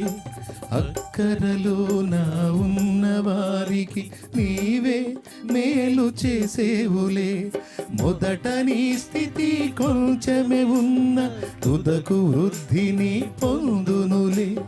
మొదట నీ స్థితి కొంచెమే ఉన్న తుదకు వృద్ధిని పొందునులే. విడుదల సమీపించెను, నీకు వెలుగు ఉదయించును. విడుదల సమీపించెను, నీకు వెలుగు ఉదయించును. చెమ్మగిల్లు కళ్ళలోన కన్నీళ్ళెంత కాలం, కష్టాల బాటలోనే సాగదు పయనం. విడుదల సమీపించెను, నీకు వెలుగు ఉదయించును. విడుదల సమీపించెను, నీకు వెలుగు ఉదయించును. విడుదల సమీపించెను, నీకు వెలుగు ఉదయించును. విడుదల సమీపించెను, నీకు వెలుగు ఉదయించును. ప్రైజ్ ది లార్డ్, హల్లెలూయా. ప్రభువుకు స్తోత్రాలు. మీ అందరికీ హృదయపూర్వక వందనాలు. ఏందో కొంచెం బాగానే వచ్చింది మరి స్వరం. లైవ్లో ఉన్న వారందరికీ కూడా వందనాలు. మీ ఆసక్తిని బట్టి నాకు ఎంతో సంతోషంగా ఉంది. ఎందుకంటే ఇది నాకు చాలా ఇష్టమైనటువంటి కార్యం. దేవుని పరిచర్య అన్ని జనుల మధ్యలో ఏర్పడటం, అది విస్తరించటం, మందిరాలు ఏర్పడటం, ఆ ప్రతిష్టా కార్యక్రమాలు. అంటే ప్రతి ప్రాంతంలో నా దేవుని కొరకు ఒక ధూపవేదిక సిద్ధమవుతుంది. నా ప్రభు రాజ్య నిర్మాణం జరుగుతుంది. వధువు సిద్ధపరచబడతా ఉంది. ఇదంతా మనందరికీ పండుగ, మనందరికీ సంతోషం. ఇంతకు మించిన ఆనందం ఏముంది? దీనికోసం మనం కాస్త సమయం వెచ్చించడమే కాదు, ప్రయాసపడటమే కాదు, దీన్ని ఆసక్తితో అపేక్షించి దీన్ని బట్టి మనం దేవుని మయంపరచడం ద్వారా మనం ఊహించలేనన్ని గొప్ప దీవెనలు దేవుని నుండి మనకు లభిస్తాయి. ఎందుకంటే ఈ రూపేణ మనం దేవునితో ఉంటున్నాం, దేవునిలో ఉంటున్నాం, దేవునిలో ఆనందిస్తున్నాం. మనకు ఇంకెవరికి తోడై ఉంటాడు? మనల్ని ఇంకెవరిని దీవిస్తాడు? నిశ్చయం. ఆమేన్. రైట్, చివరి ప్రార్థన ఆశీర్వాదంతో ముగించుకుందాం. మీరందరూ నిజంగా కళ్ళు మూస్తారు. కొంతమంది నిజంగా కళ్ళు మూయరు. సత్యాన్ని ప్రేమించే గుంపులో మనం ఉందాం. లోకం వైపు తిరగకుండా జాగ్రత్త పడదాం. సత్యానికి స్తంభం ఆధారమైన సంఘమును దేవుని ఆత్మ ద్వారా కడదాం, దేవుని వాక్కు ద్వారా కడదాం.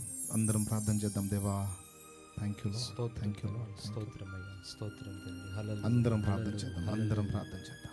హల్లెలూయా, హల్లెలూయా, హల్లెలూయా, హల్లెలూయా, హల్లెలూయా. పరిశుద్ధుడైన మా తండ్రి, ప్రేమ కలిగిన దేవా, నీకు వందనాలు, స్తుతులు, స్తోత్రాలు చెల్లిస్తూ ఉన్నాం ప్రభువా. ఇంతవరకు నైనా నీ దాసుని వాడుకొని మీరు పలికించిన ప్రతి శ్రేష్టమైన మాటను బట్టి వందనాలు, స్తుతులు, స్తోత్రాలు చెల్లిస్తూ ఉన్నాం ప్రభువా. బిడ్డలందరినీ కూడా జ్ఞాపకం చేసుకునండి. ప్రతి ఒక్కరిని పేరు పేరున దీవించి ఆశీర్వదించండి తండ్రి. వారు ఎదుర్కొంటున్న శారీరక, మానసిక, ఆత్మీయ ప్రతి సమస్య నుండి విడుదల కలిగించయ్యా. నెమ్మదిని దయచేయండి తండ్రి. మంచి ఆరోగ్యాన్ని ప్రసాదించండి ప్రభువా. బంధకాల నుండి విడుదల కలిగించయ్యా. నీ బిడ్డల ప్రయత్నాల్లో మీరు తోడుగా ఉండండి తండ్రి. నీ కృపాక్షేమ సమాధానాలను ప్రతి ఒక్కరికి దయచేయండి ప్రభువా. అలాగే ఇక్కడ ఉన్నటువంటి దైవ సేవకులు, సేవ చేస్తున్న పరిచారకులు ప్రతి ఒక్కరు కూడా వాక్యం పట్ల అవగాహన కలిగిన ఆయన సత్యం కొరకు రోషం కలిగి నిలబడటానికి కృప దయచేయండి.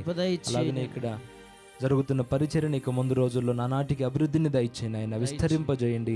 అనేక మంది అన్యజనులు ఇక్కడ పట్టబడడానికి కృప దయచేయండి. ఈ దాసులను వాడుకోనండి అయ్యా. ఇంతవరకు నా ప్రభా యూట్యూబ్ లైవ్ లో ఉండి ప్రార్థనలో పాల్గొన్న బిడ్డలందరినీ కూడా దీవించు. వారి వ్యక్తిగత జీవితాల్లో కూడా గొప్ప కార్యాలు జరిగించు. రేపు జరగబోతున్న మందిర కార్యక్రమము, ప్రతిష్ట కార్యక్రమం ఈ రోజు సాయంత్రకాలపు ప్రార్థన నీ నామానికి మహిమకరంగా జరిగించమని యేసు నామములో అడిగి ప్రార్థించి వేడుకుంటున్నాము తండ్రి, ఆమేన్, ఆమేన్. మన తండ్రి అయిన దేవుని ప్రేమ, ఆయన ప్రియ కుమారుడును లోకరక్షకుడు అయిన యేసుక్రీస్తు వారి దివ్యమైన కృప, పరిశుద్ధాత్మ దేవుని యొక్క అన్యనీతి సహాయ సహవాస సమాధానములు సమకూడిన మనకు సకల పరిశుద్ధులకు సార్వత్రిక సంఘమంతటికి సదాకాలము తోడే ఉండి నిత్యంతములో చేరు పర్యంతము నడిపించును గాక. ఆమేన్, ఆమేన్, ఆమేన్. హల్లెలూయా, హల్లెలూయా, హల్లెలూయా, హల్లెలూయా, హల్లెలూయా. కూటం ముగించబడింది. మీ అందరికీ మరొకసారి ప్రభువు పేరిట ప్రేమ వందనాలు. యూట్యూబ్ ద్వారా ఇంతవరకు ఈ ప్రార్థనలో పాల్గొన్న ప్రతి ఒక్కరికి ప్రభు పేరిట ప్రేమ వందనాలు తెలియజేస్తున్నాం. మరి సాయంత్రకాలపు బుధవారపు ఆరాధన వాక్య కూడికలో మనందరం కలుసుకుందాం. రేపు జరగబోతున్న మందిర ప్రతిష్ఠ కార్యక్రమం కొరకు కూడా అందరూ ప్రార్థన చేయండి. అందరికీ వందనాలు, శుభాలు, దైవాశీస్సులు, సెలవు.